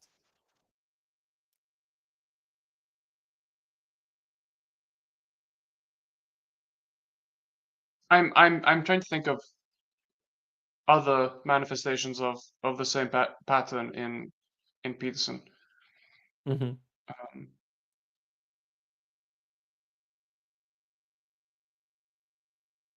Well, RJ says leaders consult thinkers, historically speaking. Yeah, I've said this before. I think sort of Jacob kind of agrees with this, even, right? Like, you should not interact with an expert ever, under any circumstances, about anything. What should happen is that the leader should decide what about the expert's work gets out and to whom. That's the purpose of a leader, right? I mean, it's one of the many purposes of a leader. And when you have that attitude about it, it's better, because the problem of expertise in the equality age of gnosis suddenly is that you can't tell who is an expert and who's not an expert on a subject you're not an expert on. So now you're completely screwed. You've been flooded with charlatans. And then you don't know, like, is this guy smart? Like, is Eric Weinstein, capable of talking about the 2008 housing crisis? The answer is no, because that is something I'm an expert on, and he's definitely wrong about. But you don't know that. You have to take my word for it. All right. Like, and so many other things. Like, is Bill Nye the Science Guy an expert in physics? No, he's not. He sort of pawns himself off that way, right? And that's the problem. Like, you don't know who's an expert and who's not, because they're an expert and you're not. And so, submit yourself to expert boils down to believe all charlatans. And then what would happen in a world like that, and I'm not saying this is, oh no, I'm definitely saying this already happened, is you can't trust any of the experts, right? You can't, because you've been burned by charlatans too often. And that's what happens. It's like, oh, right? Because how would anybody determine that I was an expert in software engineering, networking, storage, DevOps, right? Software process, right? And business processes. How would anybody know that that was true other than me telling you? Right? You don't know. You'd have to work with me to know something like that. And then if you worked with me, you'd realize everything that I said is totally backed up, right? I'm also a good project manager and a good QA person too, right? Like those are things I have expertise in, right? And like, you know, so this actually happened, right? Because since Jacob is here, this is a part of the problem. Like, because you can't know who an expert is, you might go and, like, say you had plans to talk to John Vervaeke, and then those plans fell through. And then you suddenly, despite having researched John Vervaeke, weirdly fell across his Discord server. And then you would come on his Discord server and you'd be like, oh, wow, I didn't know that there was a Discord server around John Vervaeke's work. It's like, okay, well, then maybe you're like, the assumption there would be maybe that person's expertise is a little bit limited if they weren't engaged in the community online around John Vervaeke, right? And then it was rather a shock to me to have a discussion with this person. And then, oh yeah, I'm gonna have a, you know, we rescheduled the talk. We'll do it again. And then, wow, you know, you seem to know almost as much about John Vervaeke's work as I do. And I was like, bro, let me explain something to you, son. You got that backwards. Right? But he didn't know. He still doesn't know to this day, by the way, but now maybe he will. But I've told that story before. So it's just the arrogance, right, that happens, and then the ignorance that happens where you don't know what you're talking about. You know, and it's very hard when somebody, and I am doing the research for this video that's taking me forever, right? When somebody talks about something like the 2008 housing crisis, which I was a victim of and did, you know, hundreds of hours of legal research on, among other types of research, right? When they start talking about tranches, for example, right, and they leave out the fact that tranches is 1 to 2% of the total, you know, mortgage market in the world at the time, right? You think they sound smart because they mention tranches, but really they're retarded because they mention tranches. And it's such a small part of that market, and it really didn't have anything to do with the fraud because it was fraud. And the fact is that you couldn't mathematically find that fraud, which if you watch The Big Short closely enough, you'll realize they didn't do it mathematically. They did it by getting on the ground and flying places and talking to people with mortgages. So if you didn't do that, your expertise is zero, just flat out zero. If you didn't have a mortgage or were talking to people with mortgages, you don't know anything about the 2008 housing crisis. Forget about expertise. You have zero information, zero. And that is, if you watch the movie, and I don't even like the movie, although if you watch the movie closely enough, you'll find out they contributed to the problem by finding it and betting against it, right? They created the market that collapsed. Not that the market shouldn't have collapsed, but also, right, this is why none of them made billions and billions of dollars, because the money wasn't there. The money wasn't there because it was fraud. See how you can just infer that pretty easily from one movie? To be an expert at that and not know that, it's just fraud, guys. They said they own things they didn't own. Don't believe me? Go to Wikipedia, look up Taylor, Bean, and Whitaker, right? You have no understanding to judge expertise. It's not there. It doesn't exist. And so you have a flood of experts, and most of them are charlatans because most of any bucket of people is charlatans, right? And that leaves you stuck. The age of gnosis is a fraud on reality. You're making these legal claims about the world which aren't real, and then you end up with nothing. And you need everyone to buy into it, right? Right. But they're propositions, right? You need everybody to buy the propositions. And if you just get the right mix of propositions, or maybe if we take the LLM and train it on enough translations of the Bible, we'll get the right mix of propositions, Gustavs, and then that will change the world. Do you see how Peterson's stuck? He's stuck in the land of propositions. He's not going to do the authoritative pointing, right? And the way that we're all stuck is that we're stuck in this Charybdis and Scylla. Is it Scylla? Yeah, Scylla and Charybdis, situation where we have to thread the needle because we can't trust the experts, right? We can't trust the science. Like Fauci's was always a scam artist, and anybody should have known that, by the way. That's on you. Like that was easy to determine. It took about 2 seconds. Oh, he did this before. Yeah, with AIDS. He did the same trick that he did with COVID with AIDS. 2 seconds. See how 2 seconds. That's what that took, right? I happened to be alive at the time, so I already knew he's a scam artist, right? Can't trust the experts, but we also can't not trust expertise as such. And we need people to be those experts, but we can't trust the experts. But right, like we're stuck. Like that stuckness. It's a cultural stuck. There's lots of cultural stucknesses. That's the big cultural stuckness right there. If you want stuckness, there it is. That's a problem. It's a huge problem. And that's because we've flattened the world and broken down the hierarchy. And now we don't understand. Well, a little bit of math is not going to tell you anything about the 2008 housing crisis that A, wasn't already known long before it happened, and B, that would tell you that it was going to collapse. In fact, if you watch The Big Short, they talk about this throughout the movie. We don't understand why our bets weren't paying off. Clearly, the mortgage rate had been bad for a year or two, and we had kept dumping money into it, knowing that it was going to collapse, but it didn't. So the numbers, the statistics, RJ, couldn't tell you that.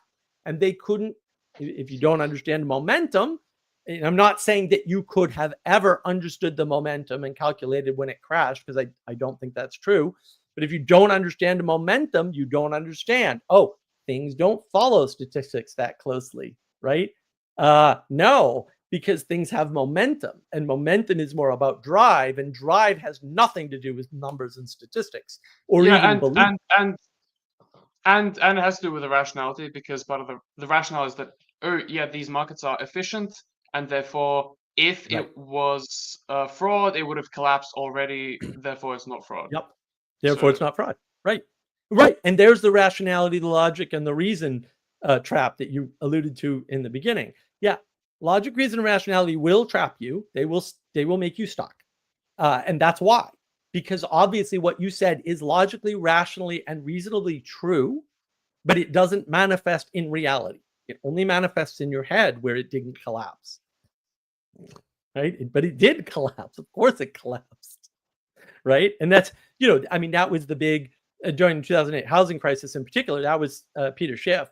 Like he was banging that drum for 10 or 12 years before it happened. Right? He wasn't wrong, right? Because I think he saw the fraud. Like I think he knew about Taylor Bean and Whitaker and those guys. And like once you understand Taylor Bean and Whitaker and the fact that happened a year before, you're like, how did this happen? How did it go on so long? What if they weren't the only ones doing what they were doing? Oh, now the 2008 housing crisis makes total sense. It's like, oh, that's what was happening all along. Now the question is, how is it possible to extract enough money out of the mortgage system that it didn't collapse when the guys with the numbers knew it should have? That's a good question. I still don't understand that. And I don't want, I've deliberately avoided researching that because I don't want to know, because obviously I lost a $500,000 house to this stupid ridiculousness and the government collusion around it, more importantly, right? Because that was the real problem for me was, the government made it worse and the courts were like, well, so what if they have no paperwork and they can't prove that they ever owned anything at all ever? So what? We don't care. And I'm like, well, you should care because the law says that in order to foreclose, they have to at least have one piece of paper with my name and signature on it, and they don't have any at all of any kind. It's like, but no, the courts didn't care. 5 years, $50,000 down the tubes, right? Still a good investment, by the way, but also like that sucks. It's a $500,000 house, right? The rent on that place was $3,600 a month when I left, so I could have rented it out for $3,600 a month all this time. I would have visited you by now. I apologize, but they stole my house and I can't visit you. So I'll have to go in a minute, but sure. I wanted to kind of I guess ask a question or something to sort of finish off is so part of what contributes to this age of gnosis and to the stuckness is the mirroring yourself, the living in your head, the self affirmation, Yep. the kind of cyclic stuff, and a lot of it has to do with ignoring the roughness of life, of doubling Right. down on having a perfect model in your head and ignoring randomness, which is sort of like roughness within Blinders. patterns of the Ignoring world. observation as such, like Yeah. ignoring the So things that are happening in front of you. Yeah. so an observation on that pattern of roughness and randomness that I've had is that people who lead really rough lives don't seem to have a problem with that. That's right. That's correct. That's a good observation. Right. And nobody likes that observation because of the implications of it. But also, yeah, people who have been through it, right? Like I was homeless when I was young, right? I've lost 2 houses.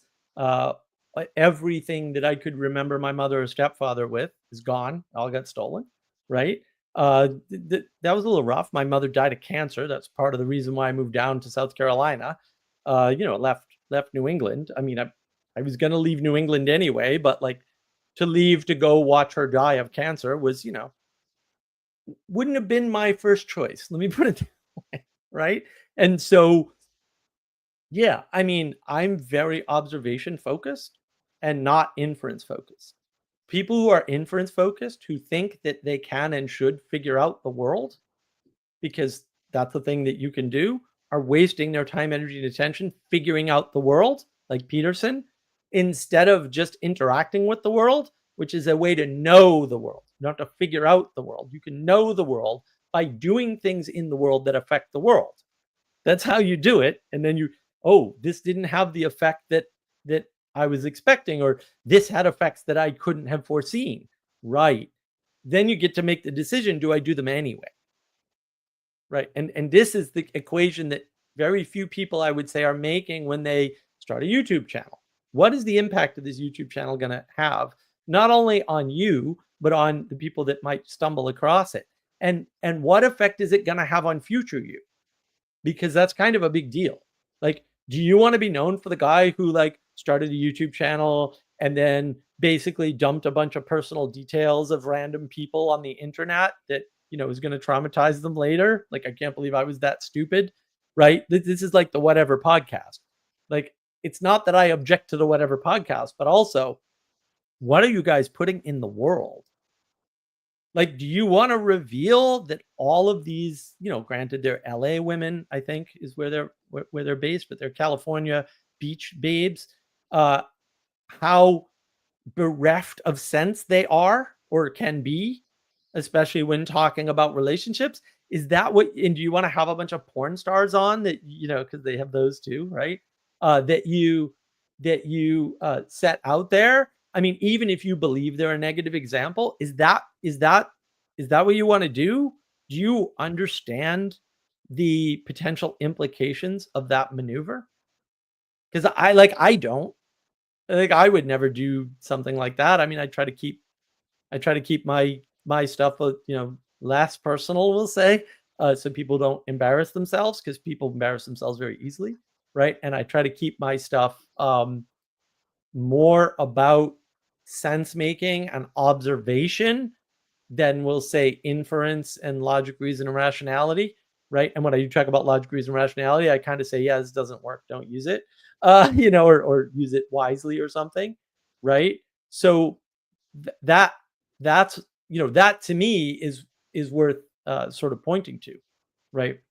And what and just I'm glad you gave me the opportunity too, because I'm like genuinely didn't even wasn't on my radar that the idea of understanding would come up and we'd be able to go into, yeah, this is that two-way relationship, how things are related to you, which isn't optional for you, right? And how you can relate to the thing.